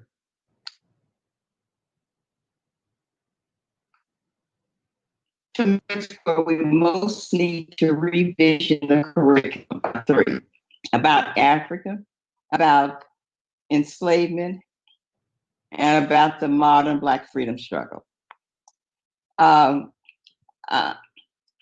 Now, we do know how we have a lot of knowledge about how we help teachers learn new content. And I'm going to talk about this, and then I'm going to talk about the work of a couple of young people, young educators. One of them, particularly Alicia Carroll, what she's been doing. We do know that in order to help teachers gain new knowledge in a discipline area, it cannot be a one-off thing. The places where it's happened is when people have had 3 to 5 years where they work with teachers, where they they come together during the summer, they read new material, they come together for 2 or 3 weeks, they read new material, they bring in the scholars wherever they are, and they come in and lecture to them, to teachers. The teachers stay together in a learning community over many years, and they not only acquire new knowledge, but they also think about pedagogy, and pedagogy that's applicable to certain age group. So and that's even the case. So for instance, now we have many children's books that talk about the modern Black freedom struggle. But Charles Payne just wrote a proposal to develop a certificate in African American studies so teachers could really learn all the history behind the children's books. So I think that as we think about how to integrate Africa into the K-12 curriculum, I think that I think about things that are being used to help teachers learn about African American studies. I'm thinking about NEH institutes that university professors sponsor, and teachers come for, teachers and college professors who are not from universities but are from colleges. They come for 2 weeks. They talk to each other, and some of those institutes are not just one summer, they're 2 or 3 summers. And so I think that you have to create a context for teachers to really learn the material and learn it with experts, you know. And I'm thinking about another thing I'm thinking about when we wanted to help our teachers learn how to help our high school students learn how to do research for social change. We identified the expert, who at that time was at UC Berkeley, and we brought him to Boston every month to work with teachers so that teachers could introduce student research for social change. And so I think that at the district level, we have to figure out what we want teachers to know about Africa, and how do we create multiple opportunities. Maybe it's bringing somebody in once a month. Maybe it's a summer institute that you can get funding from the National Endowment for the Humanities. I remember when we changed our curriculum at Wheelock, one of the first things we did was that in our introduction to the humanities course, we had to start in Africa. But this one professor who was, I got a doctorate from Berkeley, and she was an English professor and a humanities professor. She was like, she said, I had to learn how to pronounce all the words. And we did have a faculty member who was an Africanist, and the two of them taught together. But she was willing to admit, and nobody resisted starting a humanities course that's Intro to Humanities that started with Africa, you know. And so I think that I think that it's important that scholars and literary people are inextricably linked to teachers. I think this, you know, and I think it's important that there is formal, multi-year, ongoing place for teachers to learn the new knowledge. and also for them to think about pedagogy in relationship to the new knowledge, you know. And also many districts will give teachers salary bumps for doing this kind of work. I don't know if New Jersey does that. And so that's an incentive.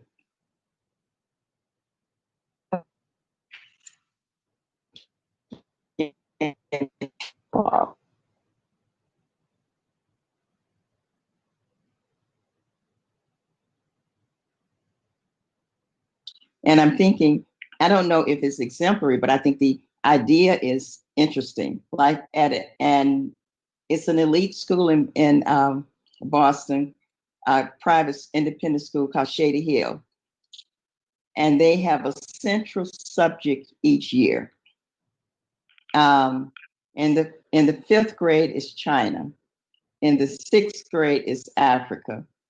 And the seventh grade is the early American experience. And on their website, it might be interesting to on their website, now because I'm not an expert in Africa, they have all the books that they have said are background, and they've been doing this for years. And they also, when they're doing the seventh grade, they read African literature. They read Sundiata, and they have a whole list of things they read. This is seventh grade.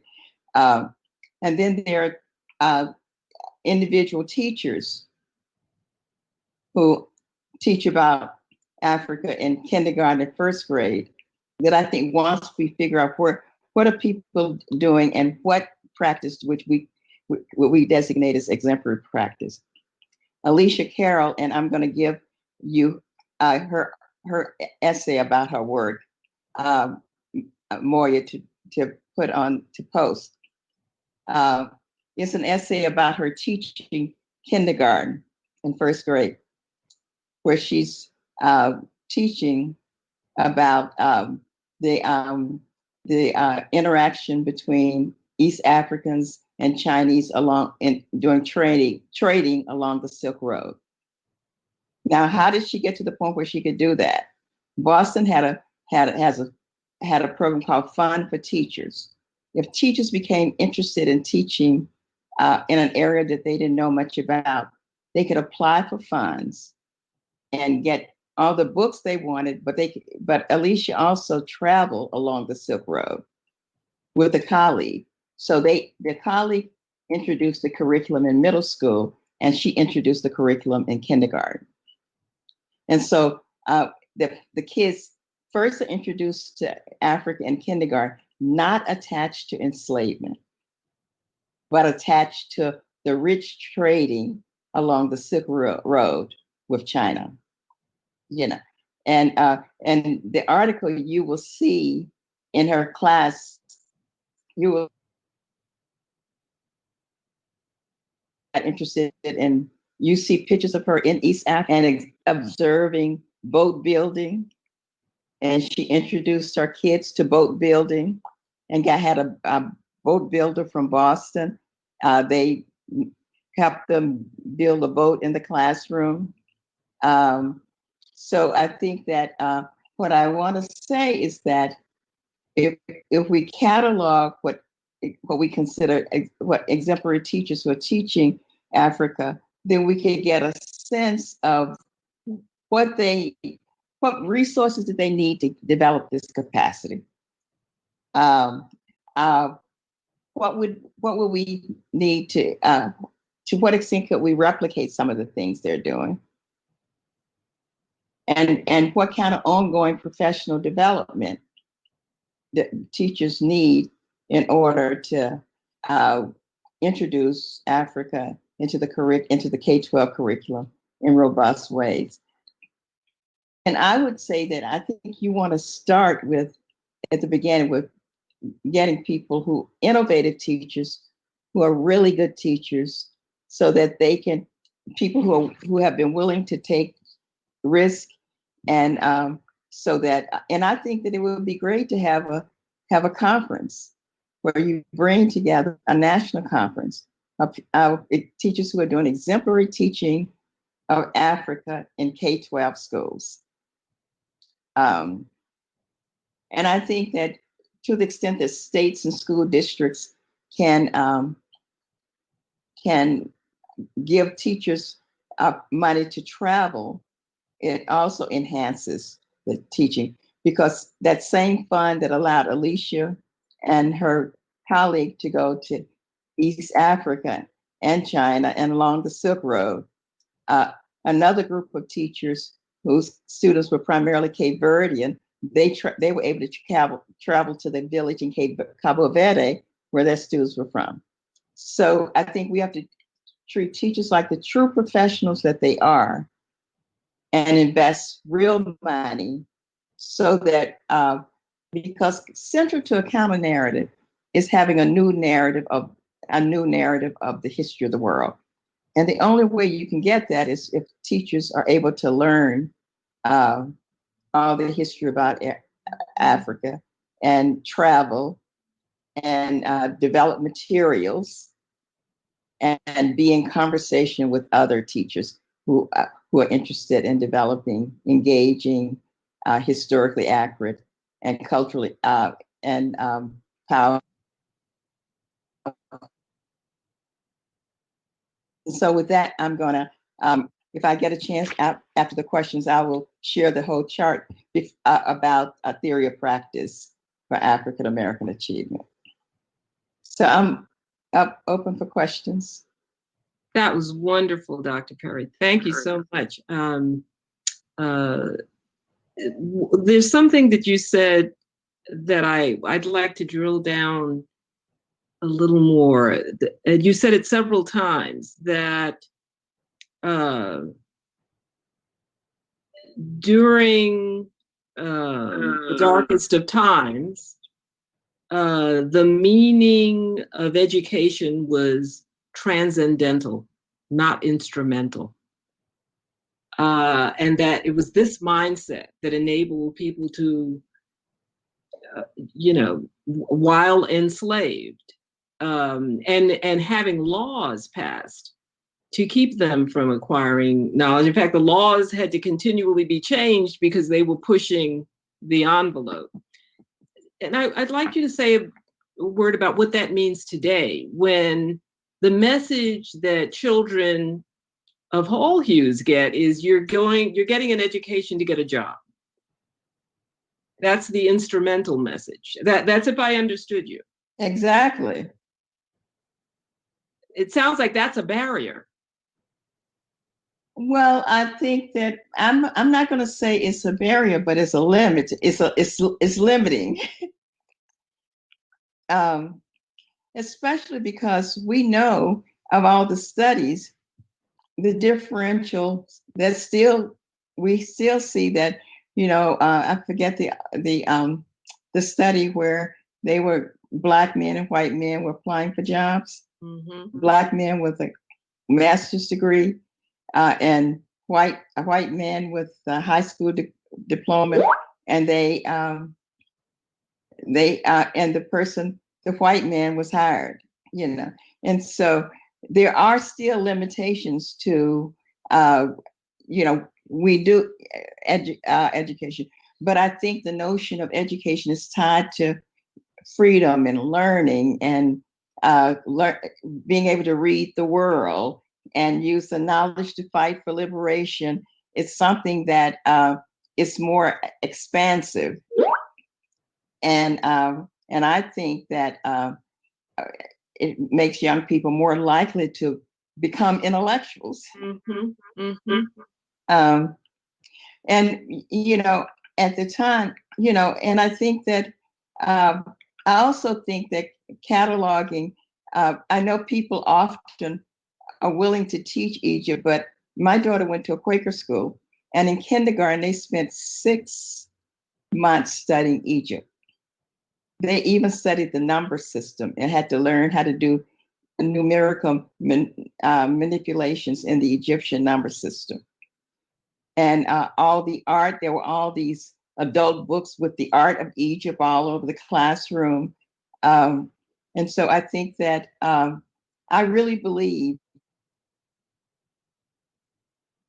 of Africa should really begin in elementary schools. And so we need to figure out and get people like Alicia Carroll. You all will love the article by Alicia. She talks about other units she did. But we have a lot of teacher intellectuals, and we need to treat them like teacher intellectuals, and began to convene conferences with young teachers who are teaching about Africa, and have money for them to travel to places that they want to study in depth and write about or teach about. Now, you've mentioned teachers. What about parents? That's one of the questions that I'm getting. Yeah, well, in my theory of practice, one of the what's necessary and sufficient, and what's necessary but not sufficient. And what's necessary and sufficient is participation as full members in an educational organization, which membership means being an achiever, participation in a highly relational place. I talked about that. At the bottom, implied and explicit partnership with students' family, to include simultaneously or sequentially partnership, capacity building, advocacy, and self-activity.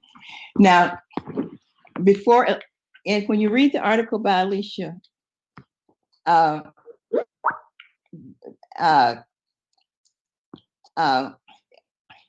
you'll see that before she starts teaching, she visits every parent, and she asks the parent before she begins the class, what do you want your child to know? And then she have a conversation with the child. What do they want to know? And at the beginning, the reason the article you're going to read is called "Is This School?" because it's the question of a kid from one of those families. He had said he's interested in turtles, and he comes in the classroom as kindergarten, and there's a turtle. And he says, "Is this school?" And he tells you,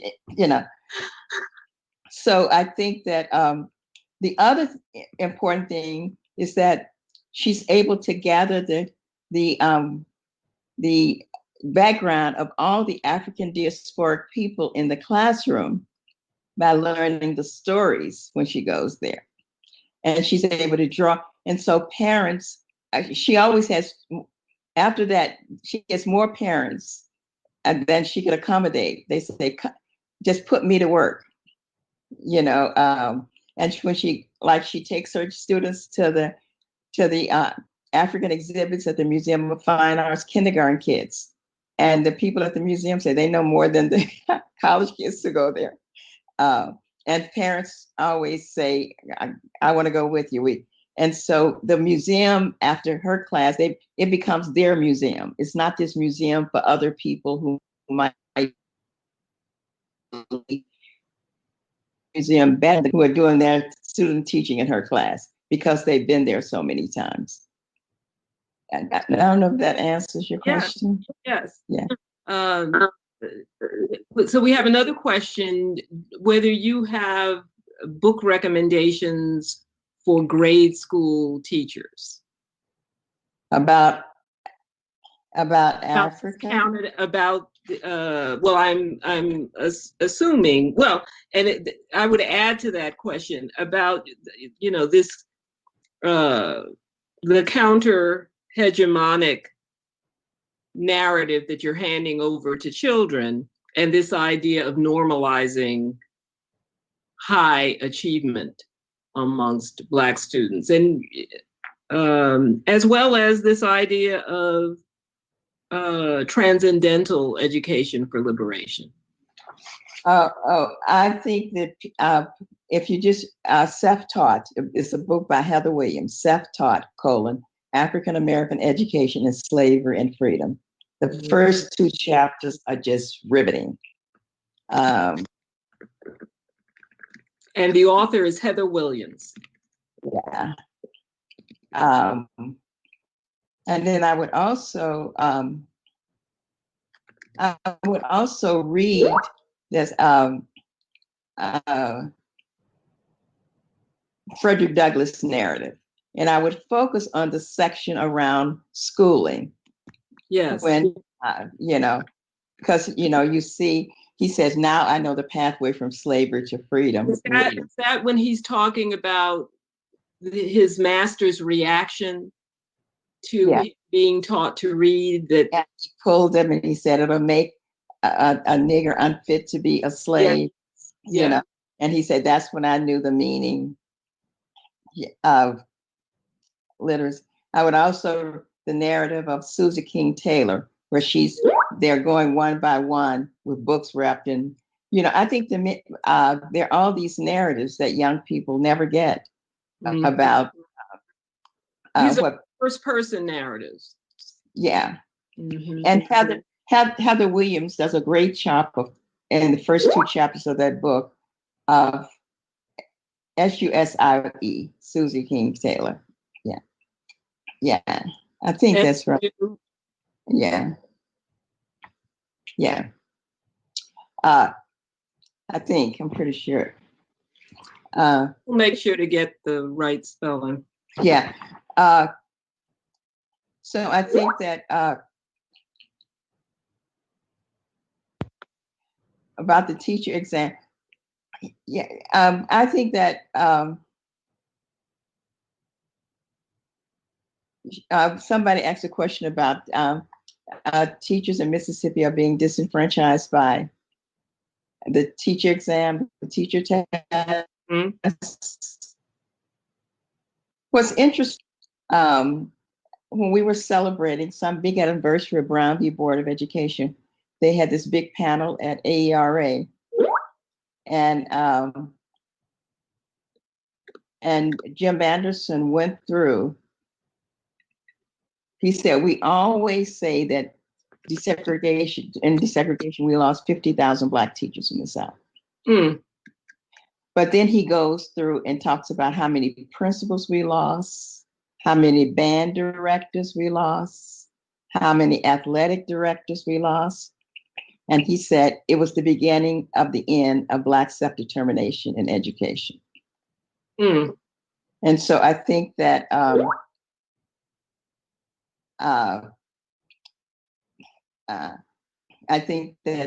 thinking about and then also I know as I have to leave, but the other thing we have to think about is that Black teachers by and large don't have a professional organization the way Black teachers had in the South. It just started in Kentucky started in 1877, but the whole deal was started in 1902. And was this lively a phenomenon in the North? Mostly the South, although the Northern teachers were influenced by Madeline Morris. I'll send you an article about her. She worked very closely with Carter G. Woodson. And in 1939, she started working on it. She did a K-12 curriculum for the Chicago public schools that was taught as a supplementary curriculum in African American studies from 1940 to 1942. And so there were there was Northerners that were attached to Carter G. Woodson, but the Teachers Association was largely either the Middle Atlantic states and the South. But and now my daughter, who's Imani Perry, and a colleague, Jarvis, just got a big grant to digitize the state journals of the Colored Teachers Association. In other words, they had professional journals in all the states, and they published them themselves. They wrote articles about their practice. At the same time, they were members of NEA. And that's part of the Black Teachers Archive? Yeah. So any other questions? Here we've got very little time left. I see that we've only got 2 minutes. Maybe in 1 minute, can you say this? This just means we have to continue this conversation at another time. One question about the role of HBCUs. You've touched on this. but maybe a very succinct response to this questioner who's interested in your thoughts about the role of HBCUs in this agenda. Well, the role of HBCUs historically, you couldn't have all of this going on without HBCUs, and many of these people were the products of HBCUs. Mm-hmm. Most of them, that's where they did their undergraduate degrees. William Hansberry taught at Howard. Mm-hmm. Yeah, and I must say, when I was teaching in the South at a HBCU at Miles College, one of the books we taught the freshmen was Education in Alabama, Case Study in Cotton and Steel, which was Horace Mann-Dunn's book. That's right. That's right. Yeah. Dr. Perry, thank you so much. I am when you're having that you're having a rich conversation when you have to cut it short. Thank you so much. And you've given us a storehouse of ideas, and we're going to be calling upon you. Thank you. Send you Alicia's article, and I have a copy of the first chapter of Self-Taught. Excellent. Excellent. Okay. Thank you. Thank you. We're going to go to a short break.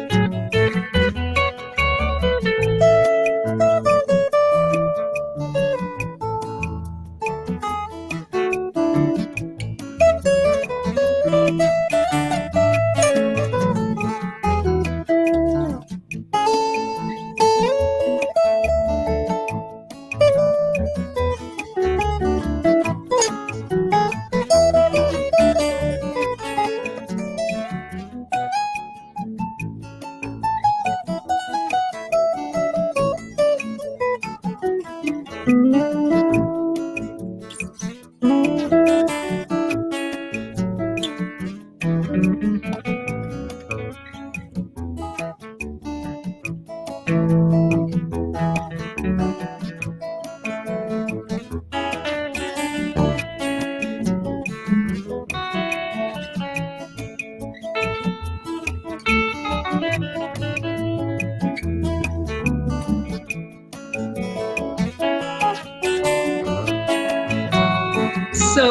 recall that in sketching AAI's organizational history, we recounted that AAI's founders were part of a generation who understood slavery in the Americas and colonialism in Africa to be two sides of the same coin.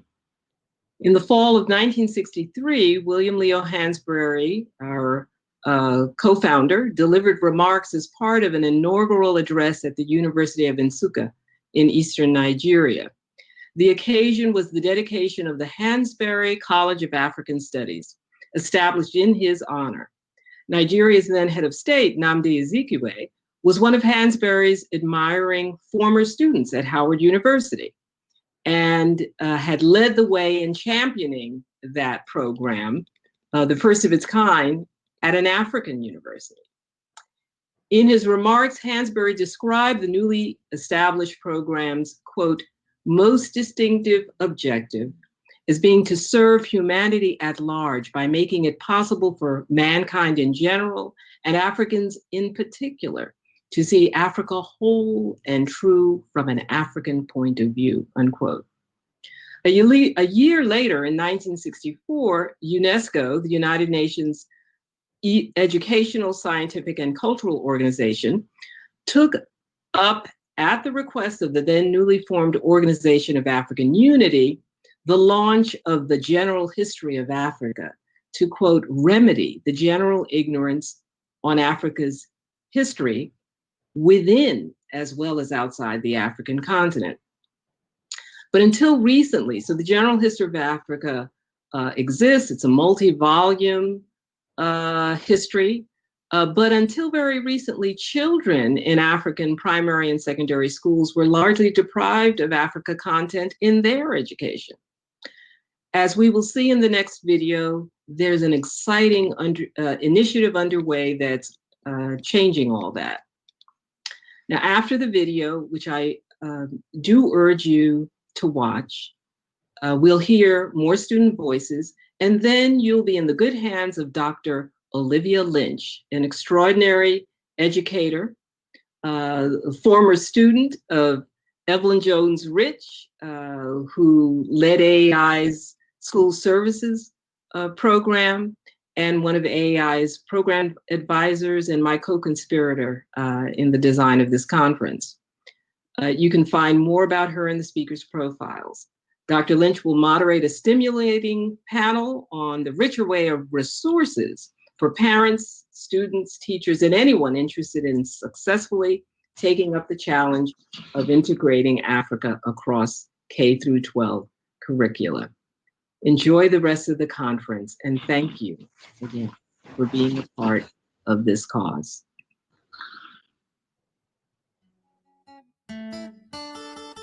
Until the lions have their own historians, the history of the hunt will always glorify the hunter. African proverb.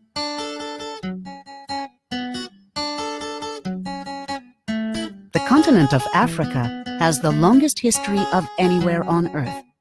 Its people built civilizations that rivaled those that existed anywhere in the world.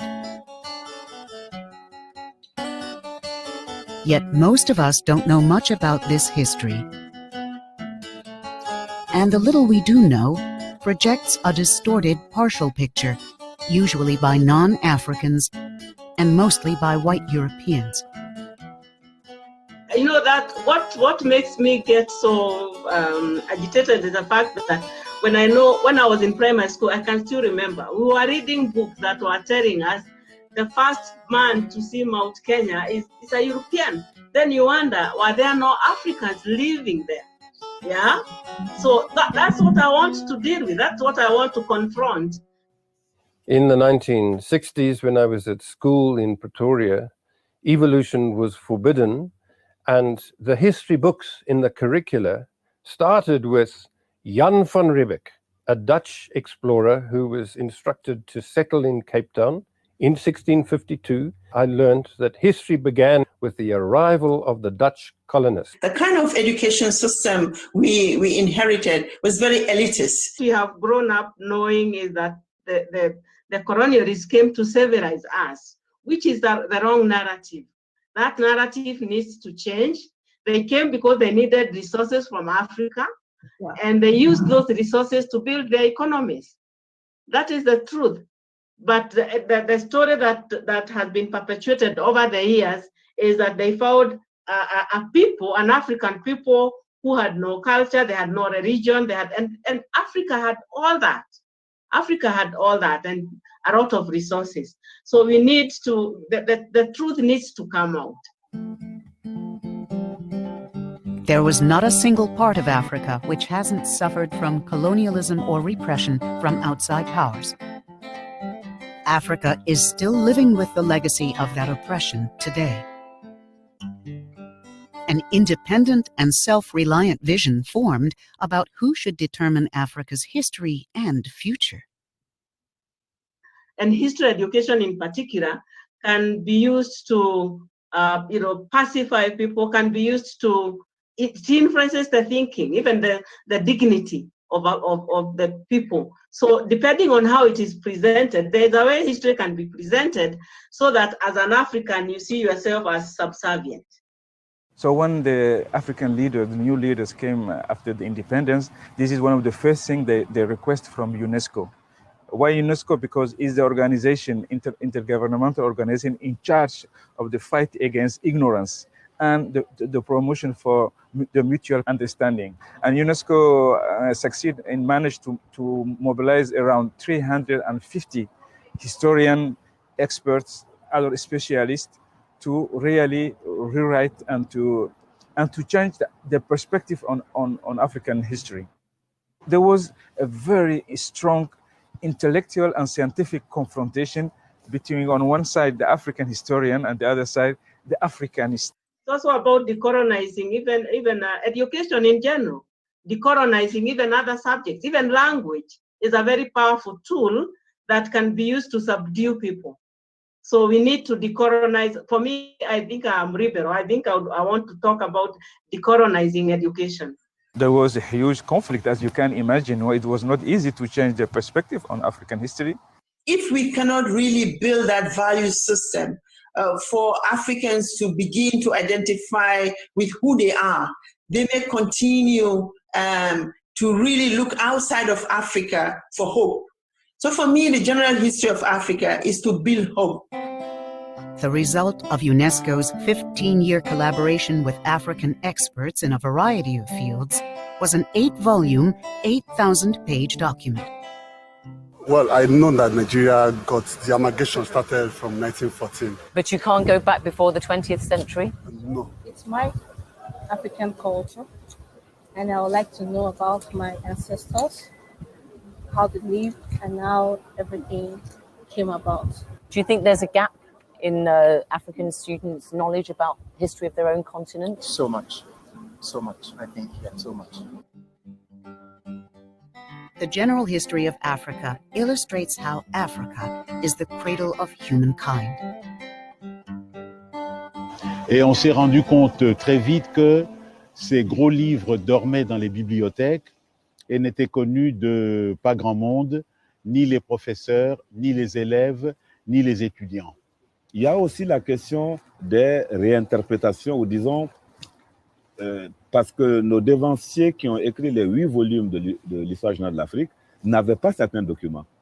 Et vous savez, l'histoire, c'est une permanente construction.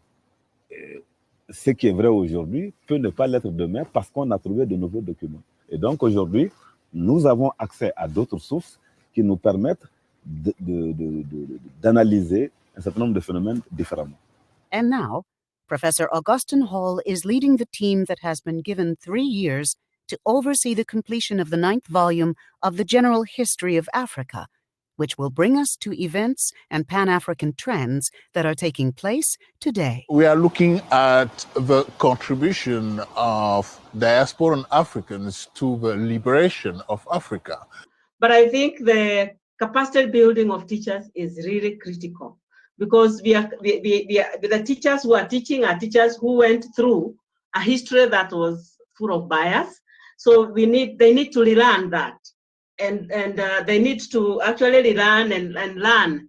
So that requires capacity building of the teachers, so that we can be able to have that paradigm shift. African history has virtually been kicked out of the syllabus in secondary schools. I think the way even the teachers had been indoctrinated, they did not even open up ways for us to question anything.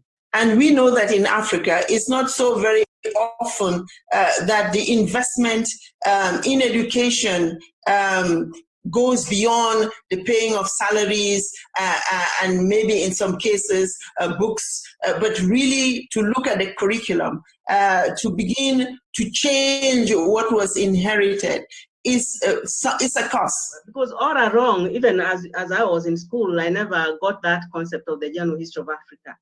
But when I was in the process of doing my work at the Kenya Institute of Curriculum Development, I happened to attend a conference. So it got me very excited. And I think that is where my focus on the general history began. I can trace my steps up from that conference. So, and then at the time in 2015, in Kenya, at the Kenya Institute of Curriculum Development, we were just beginning to embark on the curriculum reform, which we began in 2016. So the timing was also very good, because I saw this as a great opportunity.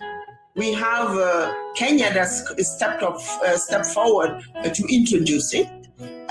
So we have 53 other countries to really work with in order to get to that point of supporting the development of the curriculum, the training of the teachers, and even in Kenya, it's just the first baby steps they've taken.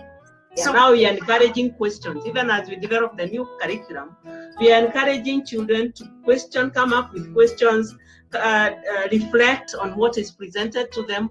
We never had an opportunity to do that. So the work has just begun. It should be, and from the African perspective, so that is when the true African history can come out. Written by the Africans themselves, not somebody else telling our story. The concept of Sankofa is derived from the Akan people of West Africa. Sankofa tells us to reach back and gather the best of what our past teaches us, so that we can achieve full potential as we move forward. Sankofa is expressed as a mythic bird who flies forward while looking back with an egg in its mouth that symbolizes the future. And this is what's the beauty of this conference. This conference is supposed to be a game changer for Americans to realize that, look, we come from the same roots.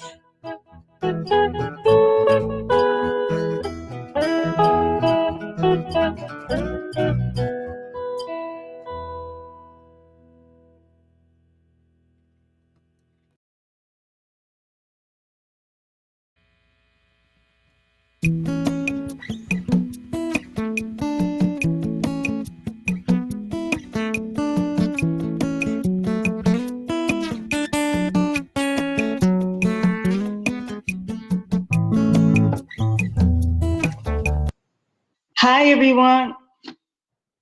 Hi, everyone.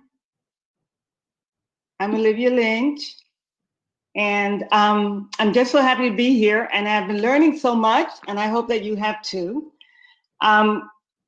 We are going on now to bring back the students, the children. So we have children from elementary school, middle school, high school, and college, in the early years of college. And the reason that we are here at this conference is because we want to serve them better in terms of the education that they are receiving about Africa and about themselves. So let's go to the student voices again.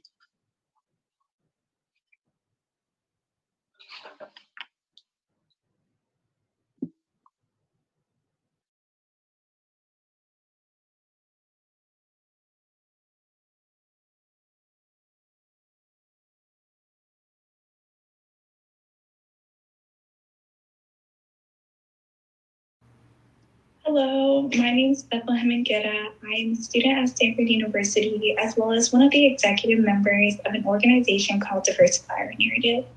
Diversifier Narrative is a grassroots, completely student-led organization that focuses on advocating for the incorporation of Black, Indigenous, and people of color texts in schools all across the country, and helps with bringing about the much-needed informed conversations around race, racism, and anti-racism. We have been extremely fortunate to have gained over 5,000 student organizers, 145,000 social media followers, as well as 800 school chapters, and we're definitely hoping to continue to make change in the education system. I think it's something that's important to me because you get to learn about other people's traditions and what they do. Like even just learning about someone's food, like what they eat, it can teach you a lot about the country. And let's say you want to learn a language from there, it can help you. And like learning languages for foreign languages can give you a lot of opportunities in life. Learning about Africa and African Americans is important because it helps me feel more confident in my culture, and it helps me understand my heritage better. It's important for us kids and adults to know about African Americans and what they did in history to make the world what it is today. Because if they didn't continue to fight for what they believe in the past, Black people now, Black Americans wouldn't be free. It breaks down the confidence of African Americans when being taught that the people, the humans that we are descendants of are, filled with negativity and, underdeveloped and a part of third world countries. I think that it shies people away from even wanting to learn more about where they actually come from and where their families derive from. That's very strategic in the way that American history is taught in order to make it appear as though, our white counterparts are the saviors and the superiors. And I think that if that were to change, that it would be life-changing, not only for those who have already undergone the K-12 system, but those who know better. For me growing up, I really yearned to read books that reflected experiences like my own as a Black girl, but unfortunately, I wasn't able to get that through the school system. I loved reading, but I wasn't as engaged as I could have been because I was not reading or seeing characters or experiences that looked like me or went through experiences like I did. So because of that, I had to do some outside reading of Black literature, for example, The Bluest Eye by Toni Morrison, and it truly was a transformational experience for me. And I hope that other Black students will be able to experience the same feeling, not only on their own time, but through their school's curriculum. I think that it's important to know about it because most people need to understand the fact about how important it was for Black people back then to fight for what they believe in and to continue because they thought they were treated unfairly. So that if they didn't continue to fight, we wouldn't be free as we are today. I'm interested in learning about African culture and how different it was then from now, and how African Americans were able to survive even with all the torture and hate. How have I personally been impacted by this lack of education about Africa? Me being an advocate for, inner city Detroit teens who are Black and brown, there's a sense of lacking in identity because I don't know myself where I come from. I don't know much about where I do come from, and I don't even know about the people from where I come from. And so it's hard for me to be able to advocate for the African American community and not be able to tell them where we derive from and how important that is, and allow people to be able to judge how meaningful that is for themselves. While changes in curriculum and training are two of just many changes that need to be implemented to better support Black students, they definitely are a great first step. It would make me feel proud of myself because I'm African American, and it feels good for other people to be learning like some traditions I might do, some I might not, but either way, I think it's a good way for everybody to learn.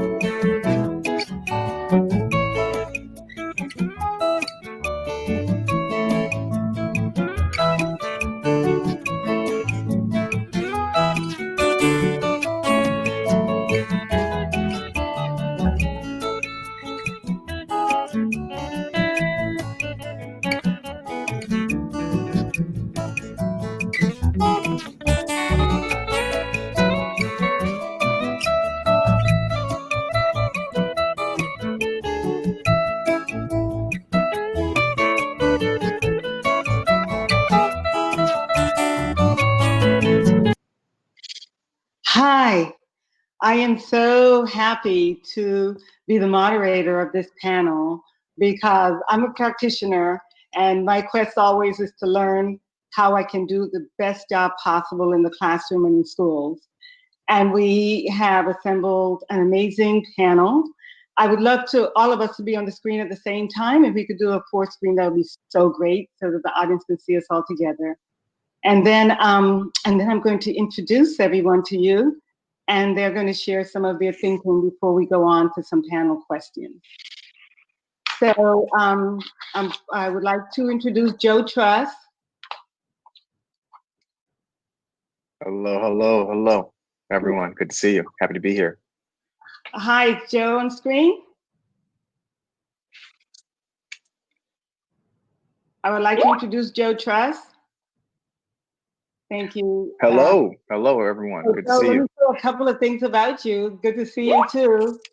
Joe Truss is in his 6th year as principal of Visitación, actually, Valley Middle School in San Francisco.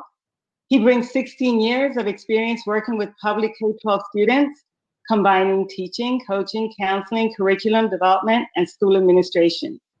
He's the founder of Culturally Responsive Leadership, a professional development organization that has engaged over 3,000 educators in professional development workshops on such topics as dismantling white supremacy in schools, teaching like a human, and others. Mr. Truss is the developer and facilitator of all of these workshops. Joe, you're on. Oh, thank you so much, Olivia. And I'm happy to see everyone here. Thanks for the introduction and the opportunity, and happy to hear from the other panelists and just connect, you know, across continents like we should be doing.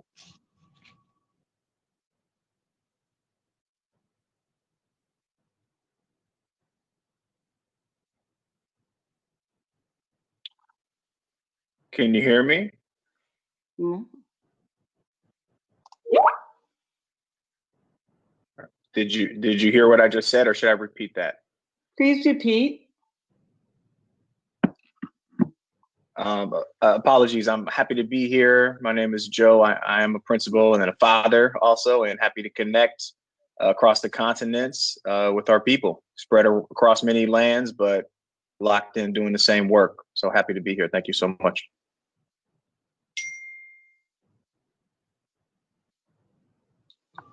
Okay, and then I'm just going to introduce really briefly Brenda. Hi, this is an amazing woman who has done more than we can even fathom. We can't wait to hear her presentation.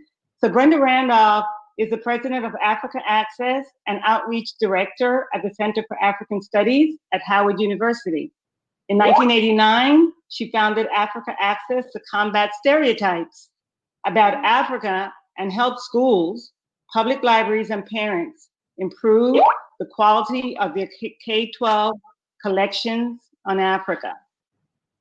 Brenda, you want to say hi? Greetings from the Center for African Studies at Howard University, from the Outreach Council of the African Studies Association, and from Africa Access. We work collaboratively to promote reading, teaching, and learning about Africa, and it's going to be wonderful to have the opportunity to share information about our resources today.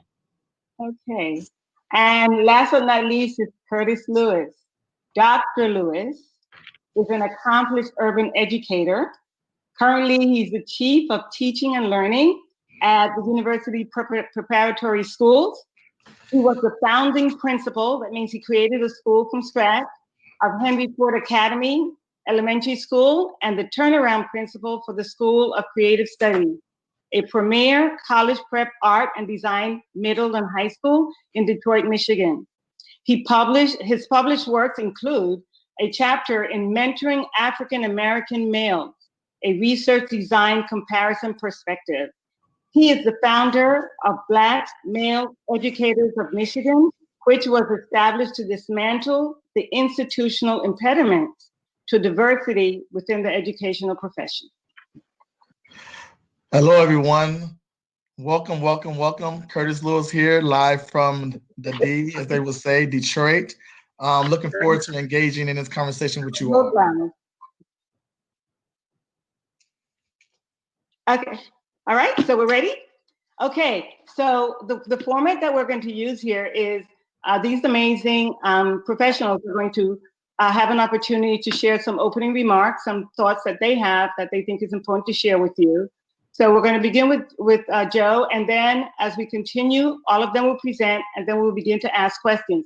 And please feel free to send questions in the chat because they are ready and eager to answer any questions that you may have. So Joe, would you share your opening remarks, please? Thank you so much. Yeah, I'll start by saying, when I think back to being a student in schools, I never got to learn my history. And I feel like it's important to start there because that, both set me up for where I am right now. And it is unfortunately still the situation and the truth in many of our schools, especially for our Black students. Despite that, I survived somehow, right? And went to higher education and became a teacher. And as a teacher, I was trying to right those wrongs that I experienced as a young brown Black student, poor student in the US.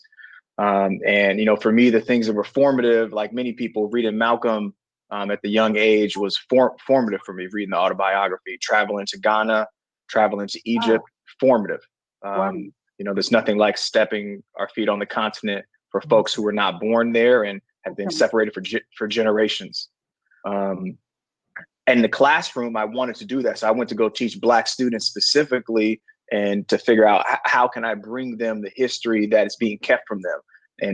And also, they shouldn't have to wait until they get to college to read those things, to hear about those things, right? So I was bringing that stuff to my high school students in Oakland, California. I was a Spanish teacher, but still bringing in African-American studies, connecting that to Afro-Latinos throughout Mesoamerica, talking about the Olmecs, talking about they came before Columbus, all of those things that I learned in my 20s, right? Because I was lucky enough to hear those things.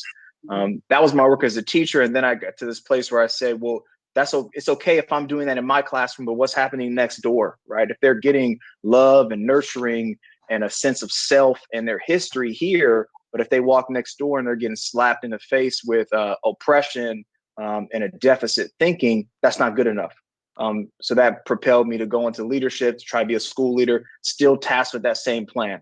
Show me where the poor students are, show me where the brown students are, show me where the most Black students I can work with are, and let's figure out how we can design a system for them, right? That's very hard, right? Anyone who's tried to do that in our system that is a very racist system knows that the system is structured not to do that, right? So then I got faced with, what am I going to do with folks who are resistant to the idea of African-American studies, to culturally responsive teaching, to history of Africa, right? That led me to try to go deeper below the surface and bypass all these conversations around diversity, equity, inclusion. Those are good terms, but people have been evading those conversations and finding a way to exit the conversation for decades now. So for me, I just went straight to, let's talk about racial hierarchy. Let's talk about white supremacy, and let's go there so that way we can talk about the things that matter after that. Because what I realized is people actually have mental models and things in their minds that are blocking them from change, right? I spend a lot of time talking about white supremacy culture, not just as a practice or a person, but as a belief system and a set of behaviors that are grounded in racial hierarchy and white supremacy, right? So then we can do all those things that matter. But first, we got to be clear with what it is we're talking about. Thank you, Joe. Amazing. You're going to get an opportunity to explain more as we go along. Okay, Brenda, would you share your opening remarks, please? Our opening remarks, just 5 minutes, 5 to 6 minutes or so. In my opening statement, I noted the Outreach Council of the African Studies Association, and it's so important for me to emphasize that at the beginning, because tomorrow we are having our workshop for teachers, and I hope that you had an opportunity to sign up. It is a wonderful opportunity. You not only get to come to our Outreach Council workshop, but you also get to come to the African Studies Association conference, which is next week. And we certainly, we have a new website. We invite you to explore our Outreach Council's website. It's kind of a one-stop place to come to learn about teaching and learning about Africa at asaoutreach.org. And on the website, you'll find links from Michigan State, University of Florida, Boston University, University of North Carolina, Chapel Hill, and it has a wonderful collection of videos that you can use with your students. I'm at Howard University, and we have a number of resources that we think will be useful to educators. And today I want to share our newest baby, which is a web-based resource called the Gold Road. You've heard of the Silk Road. Well, this is the Gold Road. This project is a collaborative effort between Howard University, Boston University, and my nonprofit, Africa Access. The Gold Road highlights people, places, and items related to the medieval Sudanic empires of Ghana, Mali, and Songhai. Gold was the region's most valuable resource, and it moved along regional and trans-Saharan routes, reaching North Africa, Arabia, and Europe. In Morocco and Florence, for example, West African gold was transformed into currency that supported trade. Gold from West Africa also, a lot of people don't know this, gave that special glow to Renaissance paintings. We have, there's a wonderful resource, Caravans of Gold, and it talks about this beautiful pendant, which is actually on the cover of the book for the exhibit, which was unearthed in Senegal. It's 14th century from the grave of a young man of high status in what is now Senegal. And then there is another set on that same kind of page. It was about gold jewelry from a high status tomb in northern Nigeria. A lot of our students don't know about that. The Gold Road also has manuscripts, recognizes manuscripts in Arabic, which were central in the empires which emphasized reading and writing and Islam and academic subjects. So if you go to the site, I've just cited a few topics that you will find there. Now, the map is going to be formally introduced later this fall, but in the interim, you can access the draft map that's on Howard University's website.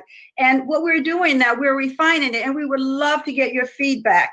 And later, we're going to be asking you to create lessons to connect with this, because I think that's how students will really use it. It's when you are creating lessons and you go there and they are exploring the resources that are there. I mentioned my nonprofit, Africa Access, and our continuing mission is to help educators and parents choose accurate, balanced books on Africa. And we do this by providing reviews of K through 12 books. And later I can perhaps answer some of your questions about why our reviews, we say, are better. Thank you so much. And we also now have a comprehensive database, which is run by Follett. You librarians out there, you will know what I'm talking about. It's called Destiny. So if you wanted to get a list of, let's say, the recent books published in 2020 about Africa that are eligible for our Children's Africana Book Award, you can go there and it'll give you the list. It does a lot of wonderful things. So I mentioned CABA, and I'll talk a little bit more about that and what it is. Before I sort of close, I do want to say this, that the Smithsonian National Museum of African Art, which is one of our partners, is going to be having an opening of the Gold Road at their new exhibit on November the 19th. So be sure to go. More later. Yes, thank you so much, Brenda. That was great. So, Curtis, what do you have to say for 5 minutes or so? All right, I'll try to keep it less than 5 minutes. Thank you for having me. Thank you, Curtis. No problem, no problem. So, just like Joe mentioned, it's no need for me to go back to my history, because I think we share parallel lives, right? Going to school, segregated school, growing up in the segregated west side of Chicago, having teachers that loved me, but then hold high expectations, right? And so you have, scholars like Chris Emden and Gloria Lasser-Billings and Zaretta Hammond that talks about like having strong relationship with our students does not mean that we don't hold them to high expectations, right? And the academic rigor doesn't dissipate. We also were very important that we learned a lot about our Black history, right? Like we learned about slaves, right? And we learned about very basic level of some of the pioneers of the Black community, those who were doing the great work, but there wasn't ever a study of it, right? But we studied Columbus, right? We studied Columbus, and living in Chicago, we studied Columbus, but failed to study John Baptiste Point de Sable, who was the founder of Chicago, a Black man, right? We had a snippet of that, but we didn't study that. And so growing up, understanding that our history was oftentimes taught from a very oppressive point of view, it encouraged me to figure out how do we begin to sort of re-engage our schools in ways that, again, like Joe mentioned, they weren't intended to do anything but what they're doing. So it's important for us to begin to think about how do we begin to sort of tackle this issue, right? For one, we got to think about our curriculum, right? If I remember teaching as a 5th grade teacher, and I was helping my students understand how did Christopher Columbus discover America when there were people here, right? But that was in our curriculum, right? That was in our social studies history books. And I'm not that old, so that wasn't that long ago. And so with that, we got to shift our curriculum, right? To begin to infuse the work and the history of Africa and African Americans. Secondly, we got to look at our teacher ed programs, right? Our teacher ed programs are not doing a very good job of preparing our teachers to do this work, right? We want to talk about an anti-racist agenda, like we need to start there, right? So we're getting folks into our school systems that are not prepared to do this work. Also, I think we also got to begin to think about how do we diversify our teaching force, right? It's over 80% white women. Not say that's a bad thing. What I'm saying is we have to figure out how do we sort of begin to get Black and brown folks into the classrooms to do this work as well. Also, oftentimes being the only Black male in the teacher ed program, you felt alone, right? So how do we to do this work together? And I'm excited about the work that I'll talk about a little bit more on the panel that we're doing with AAI and Michigan State University and NYU. The work we're doing, right? First, starting with the mindsets. We got to shift folks' mindsets. Again, we got to look at our curriculum. Again, we got to look at culturally responsive leadership. Joe, we're going to connect because I appreciate the work that you're doing there for sure, right? And we got to develop critical consciousness, right? We can't ask people to do the work if they're not being critical of it. So I'm going to stop there because I can go on and we'll talk about it further. But I look forward to engaging in the work. I'm going to make sure I ask questions to get you all to share all of the wonderful knowledge that you have in the time that we have. But I want to start with an overarching question that requires a little listening on your part, okay? So this is a question for all three of you, and if each of you could weigh in on something, and it could be very short what you say, actually.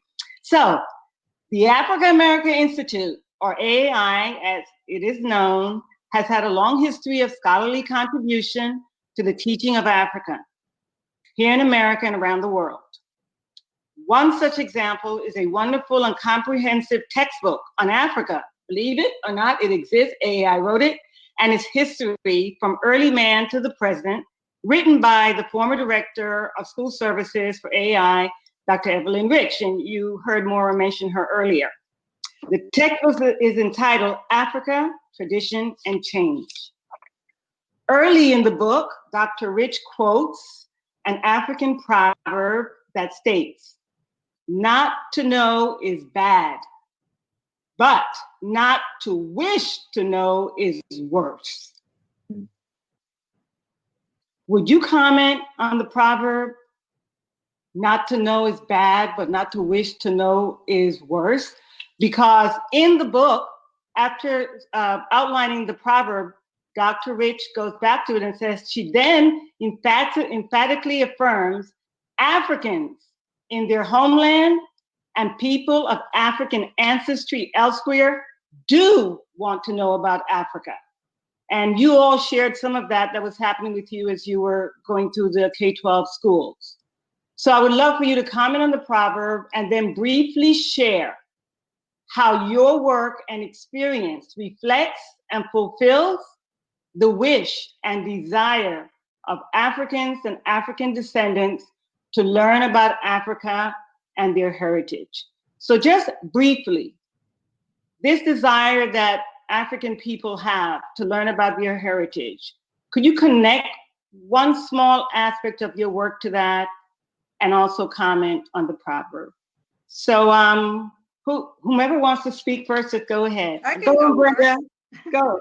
I want to begin by saying I think that our children are programmed not to want to know about Africa, and that this has been happening since the forced migration. The facts about Africa have always been out there. Early enslaved Africans from West African Muslims, people like Ayuba Suleiman Jallo and Omar Ibn Said, they were all literate in Arabic and highly educated when they came here. They were smarter than the people that owned them, or tried to own them, or that controlled them. They wrote about what they knew about Africa, their education, their cities, their lives in West Africa in general, but their narratives did not suit the purposes of those who enslaved them, so their truth was suppressed. I do want to mention Martin Delany. He's a big person that I really think about a lot. He was born in 1812, and he was a vigorous, and he was an early vigorous opponent of our miseducation. He was descended from Africans on both sides of his family. He listened to his grandmother, Gracie Peace. She was Malinke, and she told him stories about growing up in West Africa. He knew that the information being disseminated about Africa was false. So after the Civil War, he set up schools to provide accurate information. Carter G. Woodson, Leo Hansberry followed in his footsteps, as did Susan Hall, who was with AAI, and Evie Rich, and they were kind of like my first people to introduce me to the problems in U.S. materials about Africa, which is basically kind of my work. Thank you so much, Brenda. And just to say, what we do is we recommend accurate, balanced books on Africa. We provide professional developments for teachers, and we co-host Africa-related events. Okay, great. Let's give Joe and Curtis a chance to comment on the question.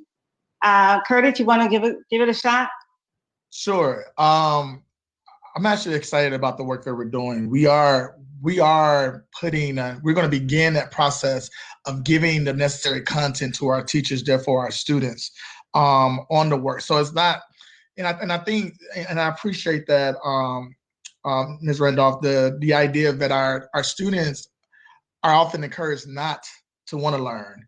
Right. I remember as a student, I didn't want to learn about Africa. Right. Why? Because all I heard was negative stuff.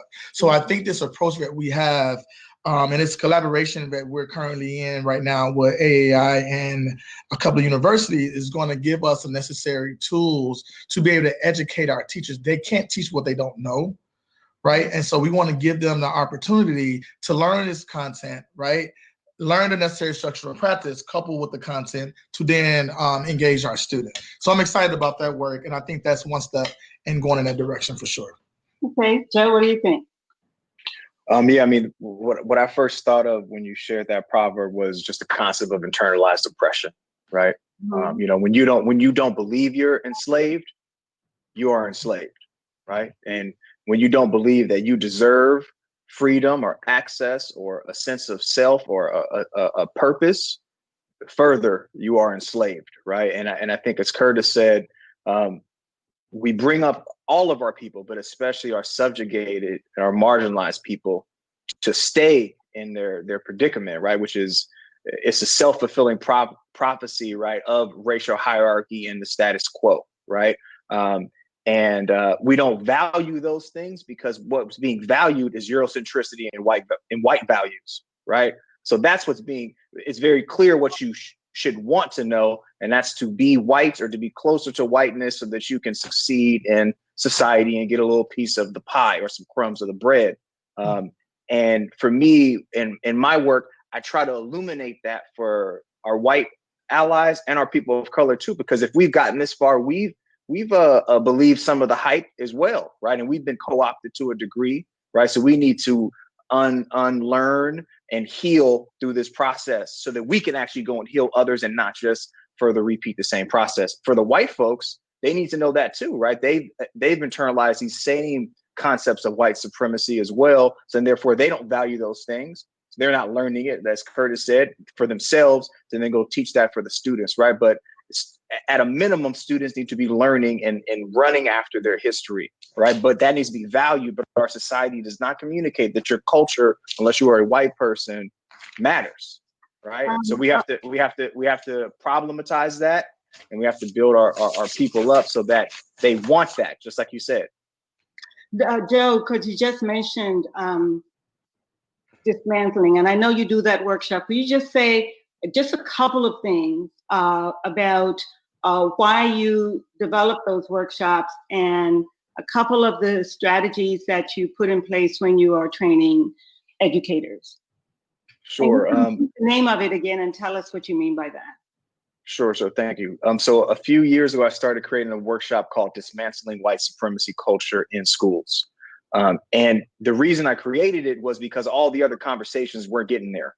Talking about why we need diversity, why students should have access to rigor, why we should be inclusive. None of those things were working to unlock the folks who were blocked from doing the real work. So I started going deeper to say, well, let's just go as deep as it can go, and let's talk about white supremacy, and let's talk about racial hierarchy and systemic racism. Then we can kind of understand what we're working in. We're trying to make the water that we're swimming in not invisible, right? But we want to see it so that we can do something about it and detoxify it. Some of the activities I do with that primarily is forcing individuals to go inside, right? Because we can go systemic, but if no one believes they're part of the problem, that they've internalized the messages and now they're going and perpetuating it, then the system is filled with people who don't think they have any work to do, both folks of color and white folks. So the internal work is key, and then the structural work to say, how does it show up in the classroom? So then now when we talk about curriculum and we talk about Eurocentric approach to curriculum, we understand the reason Eurocentric curriculum doesn't work is because it is holding up white values and then holding down Black and Indigenous values. Then you can understand why we need to diversify texts, right? You have an understanding for that. Then if we're talking about discipline and punitive discipline in schools, now you understand what it means to have this punitive hierarchical relationship with children. And if you're a white person with brown and Black children, now you really understand the context that you're in and why it's so very important for you to be restorative and anti-racist, right? So it's trying to give people some new constructs and lenses to look through so they could see the world in a different place, so they could pick up Zaretta Hammond's book, so they could pick up Chris Emdin's book, so they could pick up Goldie Muhammad's book and know what they're reading now. Okay, fabulous. Brenda, I have to go back to you because you have created so many products that support this work and this teaching. And I would love for you to share just a little bit about the book awards, because what has been coming up is what our children read. And we noticed in Dr. Perry's presentation, she talked with us about how we used to create our own books. And you have an amazing program and authors that you recognize in your CABA program. Could you please describe that? Tell us why you started it. And maybe you could even say something about one of the books that received your prize. Okay, yeah, I can certainly talk about how I got started, which will mention, well, this book actually didn't get the award, but you'll understand why. Okay. I was working in a elementary school. Yeah. And I had just finished reading this book called Galimoto, which is about a little boy who wants to make a wire car in Malawi. Okay. And after I read the book, this little second grade girl came up and pulled me aside and whispered in my ear, "Miss Randolph, please read more books like Galimoto to my class. I'm from Liberia, and these kids don't know anything about Africa. They say the worst things to me. Galimoto shows what Africa is really like." I thought about that little girl's words all night long and thinking, yes, what can we do to raise awareness? There weren't that many great books out there, but there were some, like Galimoto. And that's when I thought, well, being a librarian and knowing about the Caldecott Newbery Award, why don't we have our own award? And so I went to the Outreach Council and African Studies Association, and Ed Keller, who was president, said, yes, we're going to have our award. And now there are 4 additional awards in World Area Studies, which in part were inspired, I think, by our award. So we give awards every year, and it's just grown and grown. So we started out with CABA like a day where we gave our awards, and then it moved to a weekend, and now it's a week where we bring in these authors from many parts of the world, and we have a big celebration at the Smithsonian, and then we also have events at the Library of Congress at Howard University. And we have a wonderful partnership with an organization called An Open Book Foundation. So wherever our authors go to talk about their books, and they're all Title I schools, each child gets a signed copy of that author or illustrator's book. Wow. So we're building and building this, and it's been a great program, and we've met a lot of wonderful authors and illustrators. And if you're coming tomorrow, we'll have a panel on the role of illustration in children's books. Okay, and I have a Put question it for on the hands. chat. Wait, brother, I want you to say something. Really emphasize to the audience that your authors are both from the African continent and from America. Or tell us who your authors are. We look at the quality of the book. Anybody can submit the book, and we have a panel of African studies scholars. We examine the book, and that's who does the research and gets it right. That's who gets the award. So we have a very multicultural and very diverse group of authors, and some will, surprise you. A couple of years ago, a South African woman, she's an Indian, but she's South African. So we have a growing number of books that we are trying to bring in, books from the continent. It is somewhat difficult because people don't always have access to purchase the books. But we've had a number of publishers, particularly in Accra. And so we have a number of winners there, and we are really excited about those authors and the publishers in Ghana. Thank you so much. One of the things that I see comes up in the chat a lot, and there's some other questions in the chat that I'll bring to all of you in a minute, but I was just thinking of one of the parts of this program that Curtis is initiating in his school that has to do with something that we're talking about and talking around at the same time, the curriculum. And when we talk about curriculum, we talk about it almost like it's a god, like we don't have a choice, AI went and made a textbook. How do we get that textbook used? And Brenda, you created these book awards. And so we're always working with imperfect things.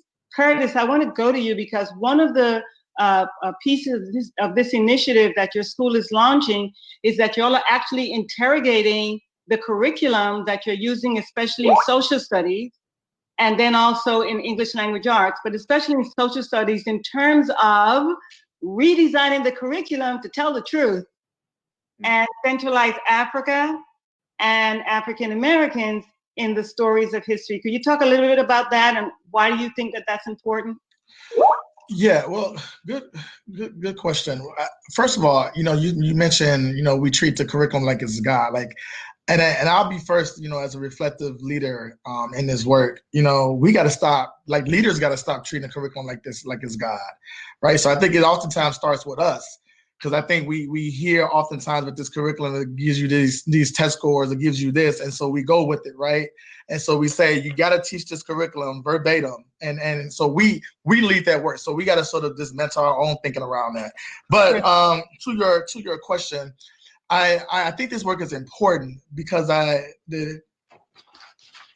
let's just be honest. We are, and I've said this in a meeting with the staff before, we are teaching 99% African-American students in Detroit, right? And so we owe it, it's imperative that we begin to examine our work, our curriculum, to ensure that what we're teaching, one is igniting, right? One is teaching them about themselves. Right. And so there's no better place to do it in a place. Someone asked me a few months ago, are we doing right by Black kids? And my answer to that was no. And it starts with our curriculum, right? They don't even see themselves or their rich history of themselves in the book. They're in Detroit. We don't even talk about Detroit. Right. And that's a rich history in itself. So it's absolutely important for us to begin to do that work. And I'm excited, but we've already started that work. Right, we've already began to look at our curriculum and make the necessary shift. Because one, we had to let go of the idea again, this curriculum is not God, right? And so once we let that go, then we could begin to get into the work. Okay, that's amazing. And this process that you're talking about is that you're looking at the histories the students have to study, and then finding the African and African-American connection to make a more comprehensive and truthful learning experience for the students. Yep, absolutely.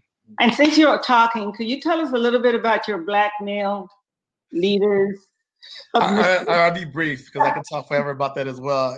Black Male Educators Alliance of Michigan. Tell us why you did that. Yeah, I started because often and I'm sure Joe can attest to this, and any other Black male educator in this conference, being the only Black male in education, going through my teacher ed program, going through when I was an elementary school teacher, when I was a middle school teacher. Now as I got into high school, you had a little bit more diversity at that level, and so I wanted to create an organization where we're supporting and developing, not only recruiting, but supporting and developing Black male teachers, educators. Oftentimes we get Black males in schools and we don't develop them. We think they come and they're equipped to teach and be a disciplinarian and everything else. And so it's imperative that this organization exists so that we can do the necessary work to not only recruit, but keep them in the work, but also develop them to be successful in their work. So I'm excited about the organization. We're third year, and this is our third year. We're going very strong and doing great work in the city of Detroit and also across the state of Michigan.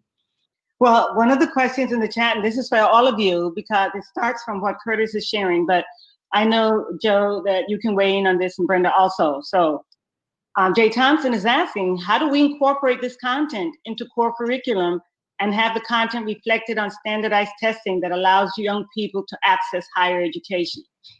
So I think the idea is what you just said, Curtis, that we are told as leaders that if the students don't follow these curriculums, they will not do well in standardized tests. And then, but if we look at the stats on standardized tests for our children, obviously that's not so because we're having some real struggles there. But anyway, any of you who want to access that, you want students to get to higher education, you have these barriers.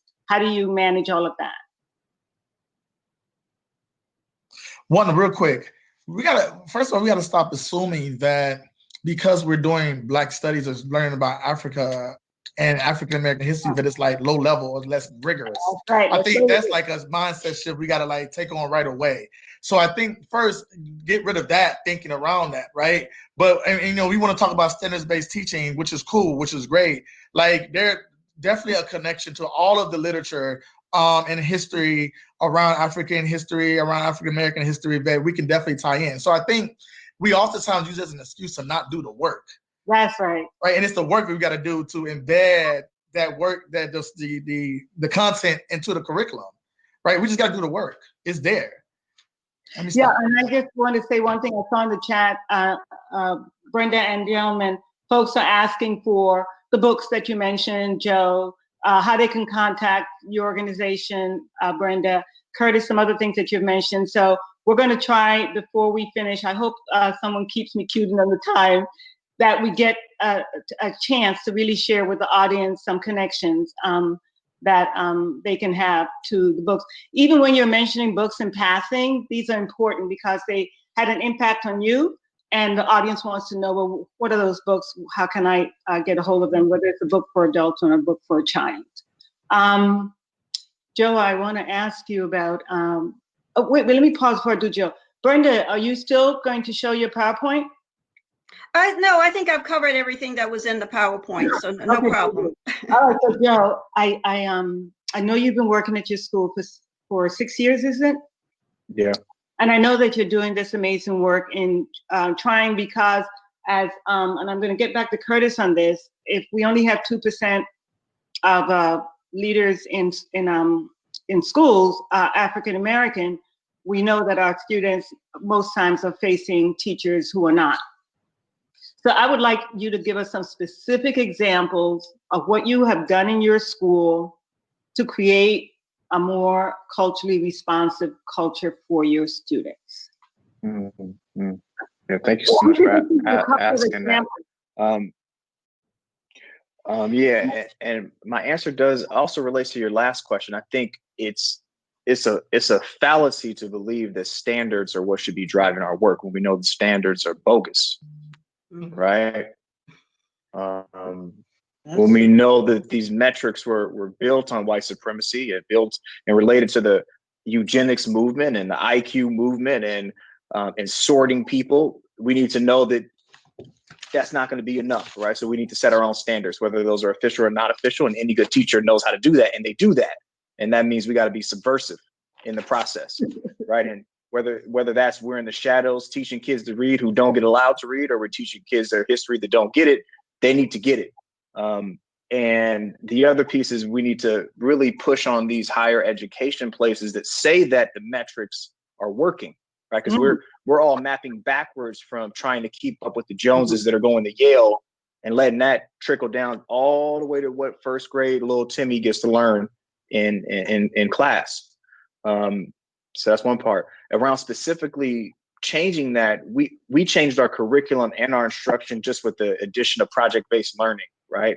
So to your point around curriculum, we also need to let teachers be teachers and be professionals. And when we say, look, you are a professional, now here's the framework, now get your profession on, right? I mean, you can do that, right? When we say, this is how you can be critical, this is critical pedagogy, right? This is deeper learning, this is ethnic studies, now go be a professional, teachers can work that out, right? And I love PBL, project-based learning, because it gives teachers that opportunity to create deeper units, to throw that textbook out the window and say, I'm gonna rework it so that it's based on students' interest and deep enough for them to develop the skills that really matter, and assessed in something that actually applies to the real world. You can't really beat that when you know why you're doing it and you have the culture and the social justice in there.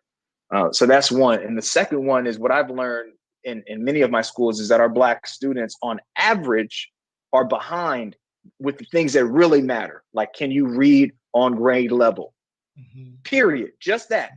Right. So we actually reworked our entire school so that all of our kids, our English learners, our Black students, our students with disabilities, everybody has an intervention period in addition to everything else we're doing. So that way we can't just say we're just going to move kids along every grade and they never can read on grade level. So that it seems small, but this focus on literacy is paramount, right? That's one, right? And the other piece is trying to create a place where students actually feel valued. And that's the culture piece, right? That's whether you call it a social emotional learn or PBIS or whatever, we want a place where Black students are at the center. That's hard to do because when they're a numerical minority, nobody is tripping off of them at all because we're not 99% of my school. We're like 8, right? So to center those students is to really explain to folks, if you center Black students, everybody else is going to be okay too. That's right. Okay. Well, Brenda, I just love your Gold Road program. You know, when you and I talked, I got so excited about that.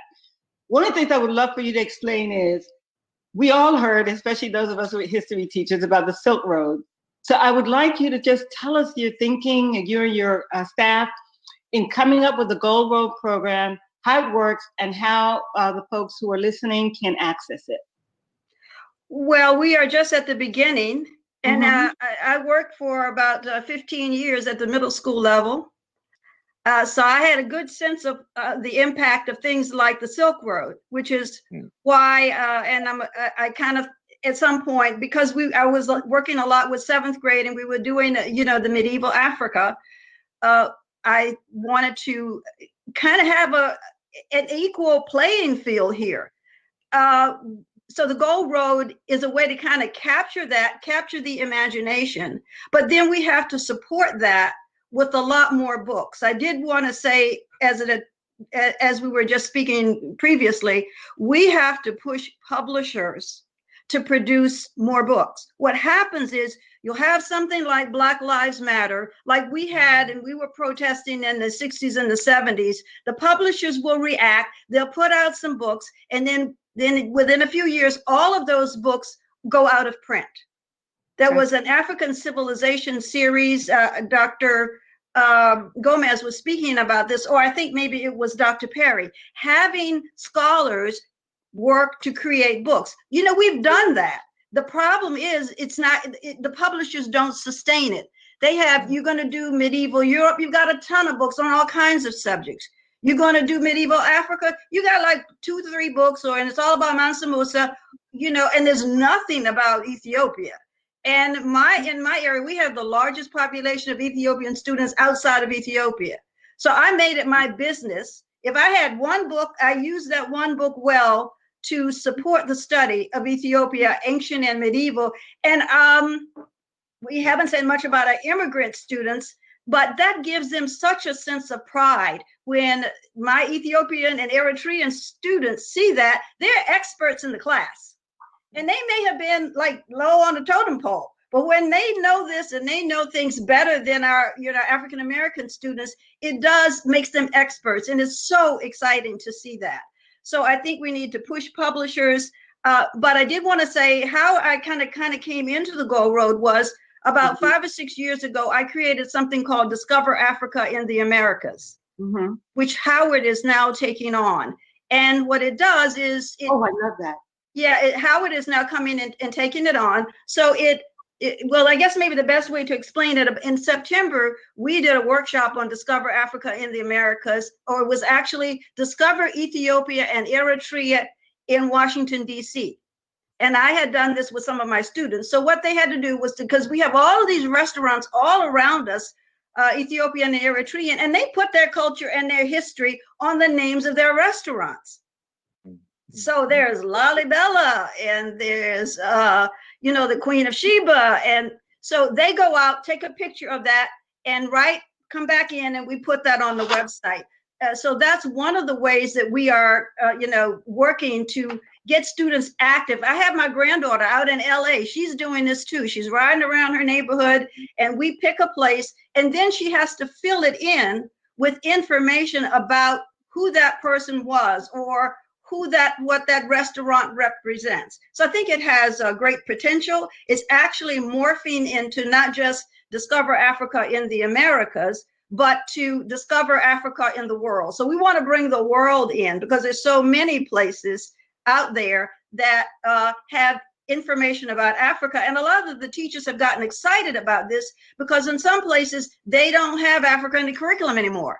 And they are so happy to find out, oh, well, I have a way of bringing it in because it's in my neighborhood. We can talk about it, and then we can talk about Africa as well. I just want to say that if you're understanding what Brenda's saying, they have actually, you can go on the website and you could click in a city, and it comes up all these different African businesses or restaurants with the names of Africa. So it's a really useful tool for schools. It's an amazing, because you can travel. I did want to say, it's and it's not one of the most important ones. Who said librarians were quiet? I can't stop talking about this. Omar Ibn Said. Okay, there's a masjid, Omar Ibn Said, down in Fayetteville, North Carolina. He was one of those early West Africans that was enslaved and brought here.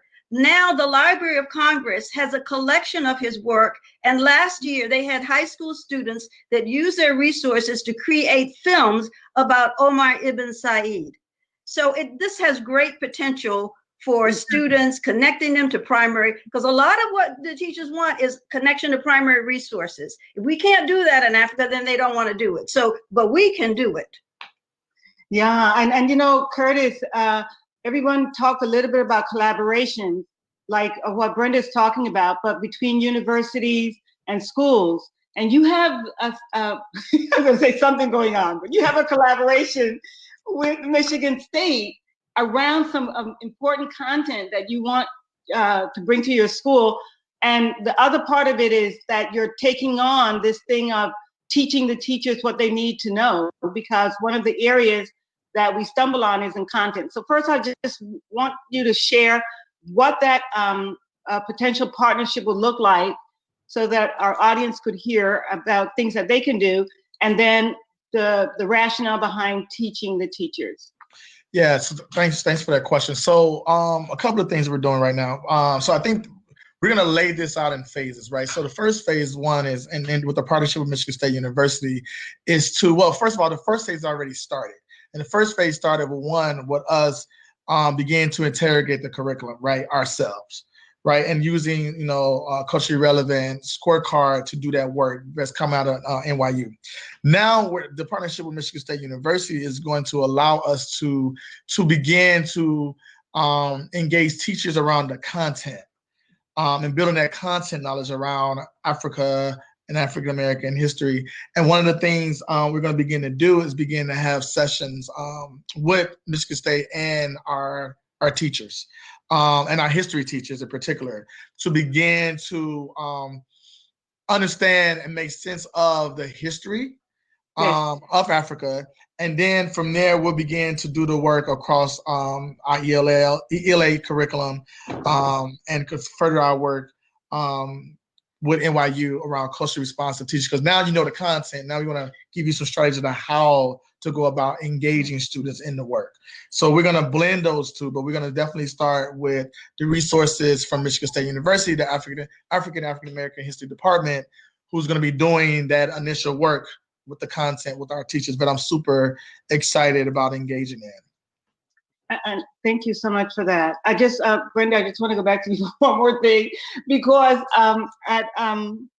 at the African Studies Center at Howard University, you have some connections, you do some collaborative things with the schools or students in the continent of Africa. Can you say something about that? I was looking on your website and I saw many programs that you had with students. Do you know anything about that? Any collaborations across? Well, I can speak more to that through Rutgers University. Okay, can you share? Rutgers, Carolyn Brown, who is the new president of ASA, she has had an ongoing project that links Timbuktu and Mali to Timbuktu, New Jersey, and Timbuktu, New York. And there's another one, Timbuktu, California. We'll be talking about that tomorrow. Yeah. But she actually, in addition to the scholars that came, and we had this big, symposium, she brought a teacher from Mali, and then she went to the different schools, and then their students started to Skype. So that's an exciting project. I do want to mention, I did a talk a couple of months ago for the American Library Association, and did it with one of my colleagues from Kenya. And she has this project called the African Storybook Project. I will often get questions from parents, African parents, who will say, we want something in our language. What do you have in Swahili? So we don't have many resources. It's rather limited. But if you go to African Storybook, which is on my website, africaaccessreview.org, it will link you to resources that you can use right on the computer. So that's one of the ways. I did want to say one more thing, which is our new thing, which is Discover the Diaspora in Africa. Okay. That is one of the new projects we're going to be working on. It is so exciting to know, for example, that in Addis Ababa, there's a statue of John Robinson, who was the father of the Tuskegee Airmen. Why? Because he helped the Ethiopians build their air force to keep Mussolini from conquering Ethiopia. So we are looking for partners all over Africa. You know, for example, there's a Du Bois house and museum in Accra. We want to put those on a map. So when you're going there, you can connect with what, the diaspora as it shows up in Africa. It's a two-way, a three-way, four-way, because we're looking at the Americas, we're looking at the Caribbean. We're trying to connect the world together. Thank you. You know, Joe, you heard the children in the Student Voices piece talk about and really almost sad that they're not getting what their soul and mind and heart is asking for in their schools. And I looked at a study recently by Ed Wheat, where 81% of white teachers said that they were anti-racist. But that the problem was that they didn't have the resources and the information. So I have a two-part question for you. One, in your work, what are a couple of the more pejorative, the more serious things that can happen when teachers haven't confronted their biases that are happening to our children in the schools? And then two, maybe one or two things that you have seen to take that apart. The reason I'm asking is because tomorrow the kids are going to be back in those classrooms. So you're working with a population that does not think they're biased and say they need resources. Can you use that as a door? And what do you see in your experience? Yeah, thank you. Thank you for that question. I would definitely want to first quote Bettina Love, who talks about children being spirit murder, right? And that's a profound idea. But when you hear young people talk, and when any of us excavate our history of upbringing, you can connect to the idea of your spirit hurting, right? So that's the result, right? You know, whether or not we make it through the system or not, the result is the effect on our psyche and our spirit, our soul. Some of the worst things that happen, right, is just the marginalization on all fronts of Black students, right? So they're literally on the margins, in the back of the classroom, right? They're literally being marginalized and pushed out of the school. So they're not even in there. They're literally in the hallways, right? They're not in the curriculum. So their entire existence is being otherized, right? And pushed out and moved to the side, not centered in being the non-example of what we're supposed to be doing, right? Whether that is what they read in the curriculum, the practices and the strategies that the teachers use or don't use in the classroom, right? Whether or not it's a lecture-based classroom or a written-based classroom, and not tapping into the skills and the resources and the strengths that Black students have, the culture that they have. The biggest one is they're not there though, right?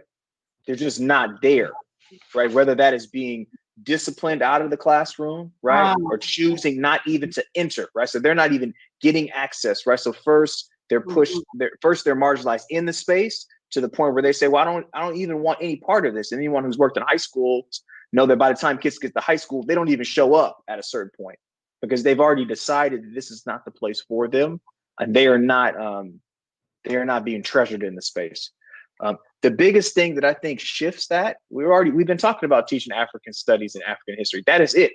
When people know their history, that's it, right? We can quote Garvey, talk about the roots and the fruit, right? I mean, that's it. When you have that as a foundation, as young as we can start, you can't lose with that, right? And then as an extension, ethnic studies, right? And then we can get to some other stuff, right? But we need to be whole at our foundational level, and that's everyone learning their history. If we're talking about Black people, that's Black people learn African history and African American history, but not the history of subjugation, the history of resistance, and the history of success, right? When you know that, you can't stop a kid there. You can't stop them. Kids will think they could do anything at that point. Joe, say one thing about how you get that point across to a teacher that doesn't come from that history or have the curiosity that we talked about at the beginning. Yeah, I mean, I think bottom line, you have to explain to them why they didn't get it, so they understand what was going on, that they didn't get it, why they didn't get it. And then, Curtis talked about this. They need to learn history, right? If we know our history, because at some point we decided that I was going to go get my own books. I was going to go read this own stuff. I was going to read Stolen Legacy and learn about that at some point, right? White folks don't have that. They didn't get that unless they were the sole African-American studies major in undergrad or whatever, right? They don't have that. So they must learn some of the history first, right? That is bottom line, right? And they have to learn a power and privilege framework so they understand all of those things as well. Then they could teach it to the kids, because if they don't know it, they have no business teaching it to the students anyway. Okay, thank you. Thank you. I have one of my famous kind of long questions for everyone. I would love everyone to touch on it. So what we're going to try to do in the minutes that we have left is respond to this question, and then each of you will have a couple of minutes for some final words. So, think really about what you would like to leave the audience with. What would be some next steps for educators? What would be some next steps for administrators, for higher ed, for parents, and for foundations? What would you say if you had a chance to speak directly to that? So think about that, but first think about this. So this question was also informed by Dr. Rich's textbook. Identity, which we heard come up a couple of times earlier today, in the sense of one's view of oneself, right? Okay? Could become identity in the sense of unity of purpose on the part of Black Americans and Africans. Okay? So identity moving from the focus on my oneself to identity, I see it as a unity of purpose across this diaspora with Africa at the center. So my question is, in what ways can what we do in education serve as a vehicle for forging that common identity, both here and on the continent of Africa? What can we do to begin to form a common identity? You can answer or make a comment any way that you want. You even can say any obstacles that you see, or maybe what exists that we could build on, or maybe what you have done that has enabled you to see your identity as interlaced with an African identity. So whomever wants to speak first. Well, I can say that I think it's important that all kids see themselves in whatever we are doing. Whenever I structured the learning, I tried to make sure that we had a very multicultural community. And so each child, I would in some way try to represent that community. Now that didn't mean that child studies that community, because they may not want to. But it just makes sure that all children can see themselves. Okay. Once we begin there, then we try to look at some of what the problems and issues of the world are.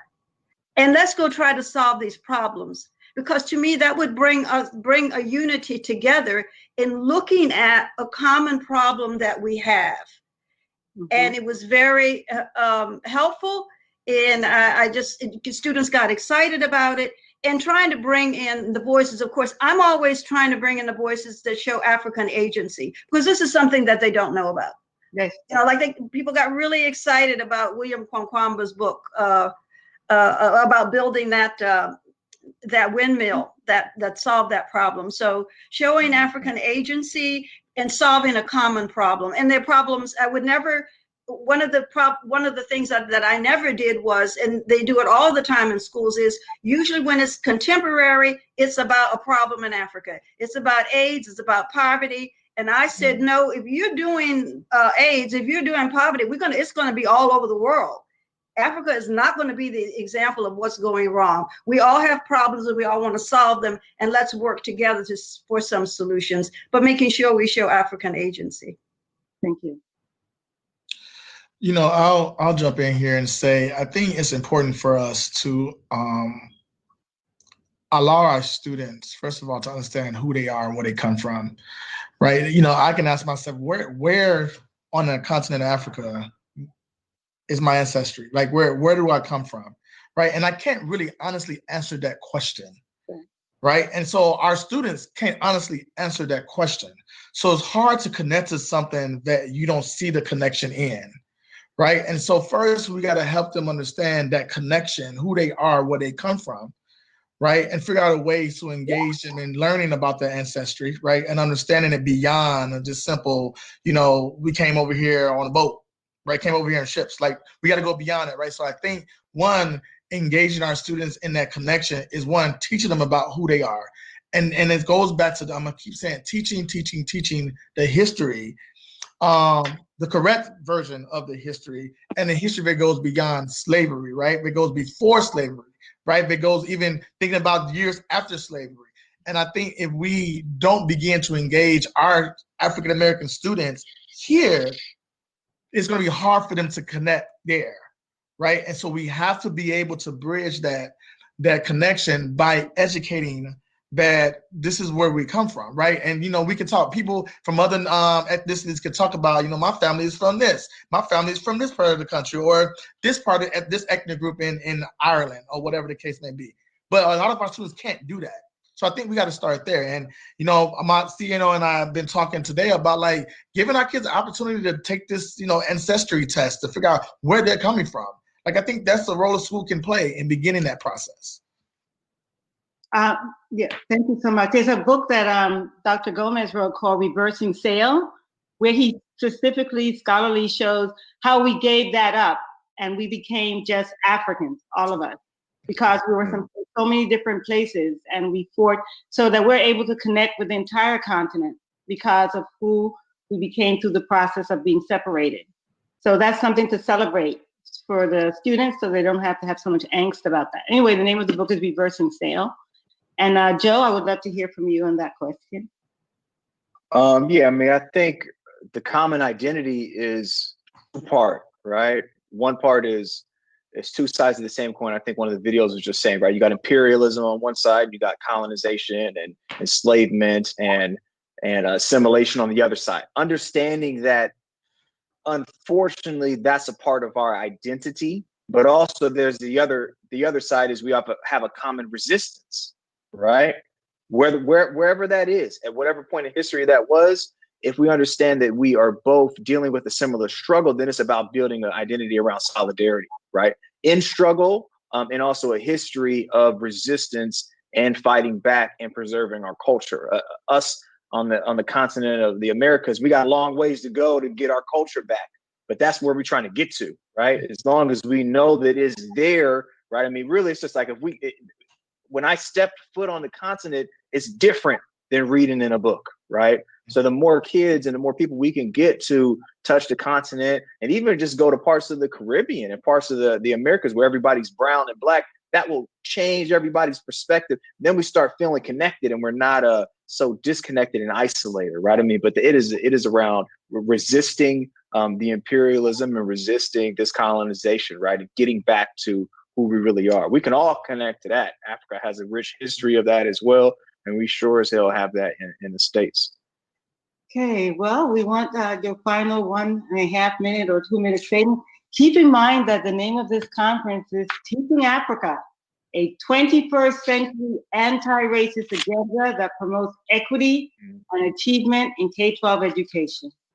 So, some final statements of what you think that we should hear and know and think about when you're ready.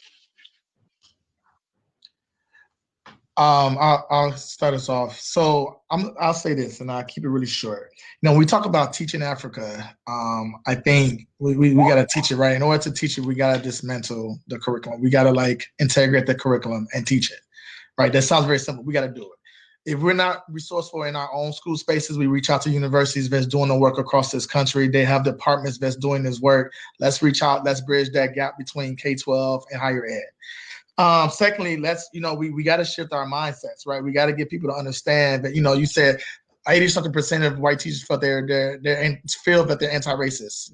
Okay, good. Right. But that's one thing to say, one thing to act, right? And some of us, even people of color, are often perpetuating these same oppressive systems and issues. So we need to do that. Also, culturally responsive leadership is important. We got our leaders in our buildings got to understand the work that's ahead of them and what's needed. But I'm gonna leave with these two pieces here. We got to create schools that are focused on building the child, like the wholeness of the child, bringing joy, and that thriving is something that's cultivated in that school space. And as we think about education as not the filling of a pail, but the lighting of a fire. And that's by Mary McLeod Bethune. She mentioned that. And we have to remember, we have to light the fire, and we light the fire by engaging our kids in who they are. We engage kids in who they are, we speak to their soul. We speak to their soul, they do the work. So those are the things that we have to do. And so I look forward to continuing the work and the conversation beyond this space. And thank you for having me. Thank you, Curtis. Joe? And we really do have to short, 1.5 minutes. I got you. I'm gonna boil it down to a couple statements. 1, use your privilege. You have some privilege. 2, stop being so damn scared. Who you scared of? You know what you need to do. You already know. So stop being scared. And lastly, when we center Black students, everybody makes it. So center Black students, and we're all going to be okay. But we need to center it for the liberation and the healing of Black students, not the assimilation of them. Thank you, Brenda. Okay, well, as the librarian, we do have resources to support you in teaching and learning about Africa. I'm going to end where I started. The Outreach Council and African Studies Association is here to help you. Howard University, which is the only Black institution to have a Title VI grant. In the history of the Title VI grant, we are here to support you. Contact us, and we're available. Thank you. Thank you. I don't know how we can do it, but Brenda, just say one more thing about your conference tomorrow. Just say the website or something. Where will people register? Yeah. Unfortunately, they can't. Oh, it's closed? Okay. It's closed. It's closed. But there will be spinoffs. So contact us later, and we'll help you find the spinoffs. Okay, so I'm going to say thank you for this informative and lively conversation. You shared so much. We're going to try to capture it and shoot it back out to the audience. Joe, again, you just mentioned another book that you read, and you say it so quickly, and then the people are like, what was that? We're going to gather up all those books and let our audience really know them. And I thank you so much for this and for sharing, and we hope that we can continue working together to teach Africa and the diaspora to our students. Okay, thank you so much. We're going to a short break. It looks like a card will come up because we're just about finishing up. Thank you again, dear panel. Thank you. Thank you. Thank you. Bye-bye. Thank you so much, y'all.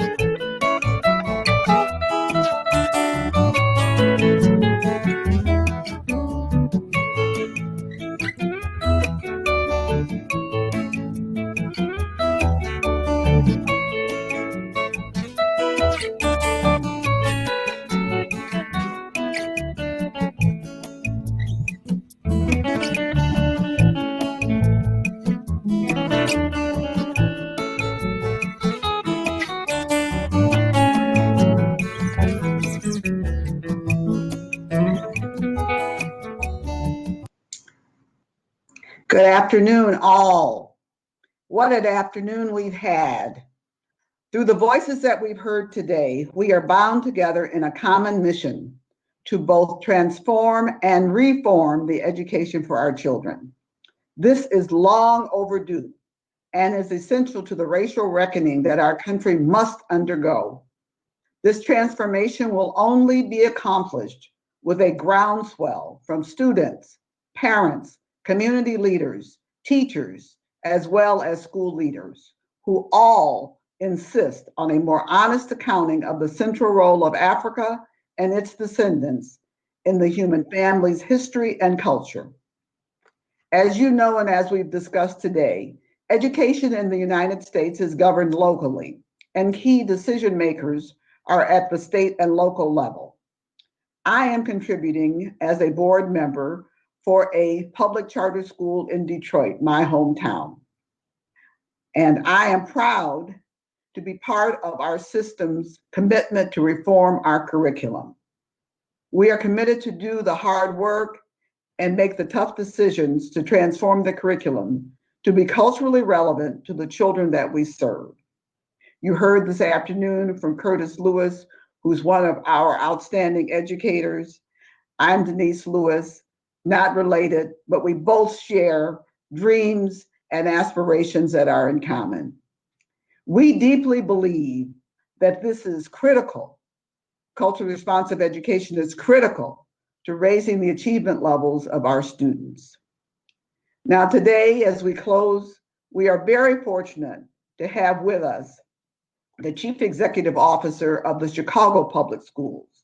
She is blazing the trail in making culturally responsive education a reality for the children of our nation's third largest school district. She is making great strides in installing a reform curriculum that includes the fundamental contributions of Africa and the achievements of Africa's descendants.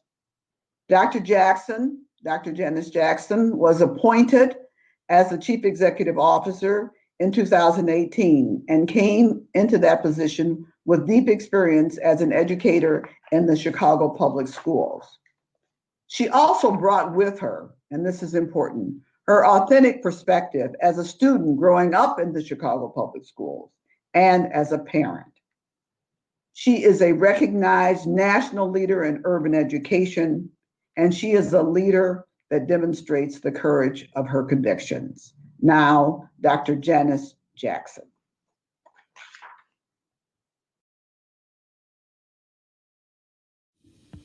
Hello, I'm Janice Jackson, CEO of Chicago Public Schools. As the leader of the third largest school district in the United States, it is my privilege to be a part of today's conference. We have been fortunate to hear from many knowledgeable voices dedicated to providing all children with an education that honestly and fairly presents the history of Africa and its descendants.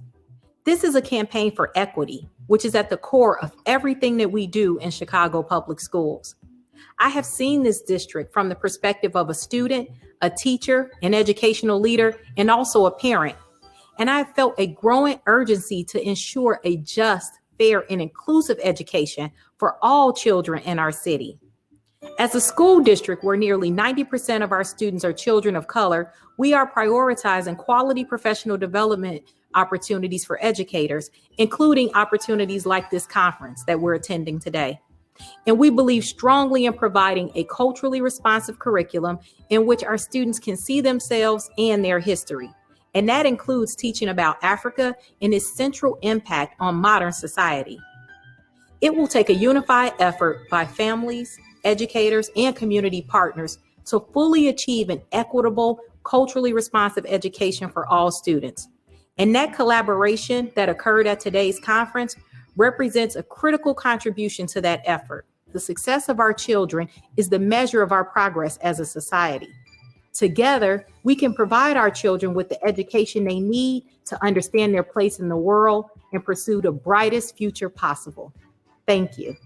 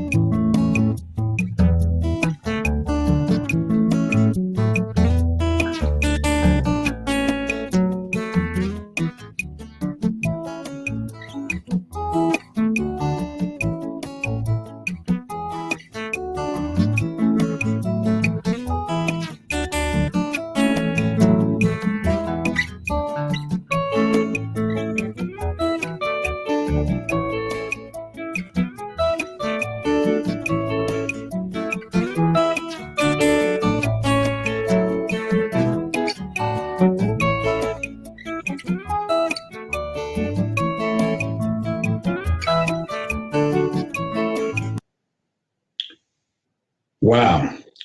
Well, I hope you have all found this as rich and interesting as I have. It's my happy duty to close this event. I want to start by thanking the Open Society Foundations and the Ford Foundation, whose support made this conference possible.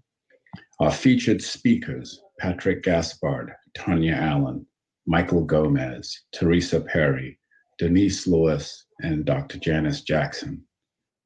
To our panelists, Brenda Randolph, Joe Truss, and Curtis Lewis. To UNESCO and our distinguished alumna, Anne-Therese Indong-Jata. The Kenya Institute of Curriculum Development, and Jane Ngaya. to the students of Tech High School in Detroit, Thomas Edison Charter Academy in San Francisco, Winooski High School in Vermont, Stanford University, the University of Michigan, and Harlem Village Academies, with a special shout out to my friends Deborah Kinney and Paul LaMedico. Our moderators, Maura McLean and Olivia Lynch, who designed this conference and led us through this very rich program with great skill. And also to Evelyn Rich, who I understand is in the chat watching this, who inspired us to revisit this work. To Banning Air of Afropop Worldwide for the music, to Wide Iris Productions for the video production and editing, and to Glow Global Events, led by Cheryl Gentry. Following this event, we will be posting a recording of the whole event. There's a lot packed in here, and it'll be available on our website for people to replay parts of it if they wish. We will also be summarizing some of the resources which people have been asking for in the chat, that we'll also post that. We will be sending you a survey, which is going to be one of the things that informs a report that we will be preparing. So all of you who attended will get a digital copy of a report that we'll be preparing to summarize the conference. So I hope you will all respond to the survey. So I hope everybody has a wonderful weekend, and thank you for joining us.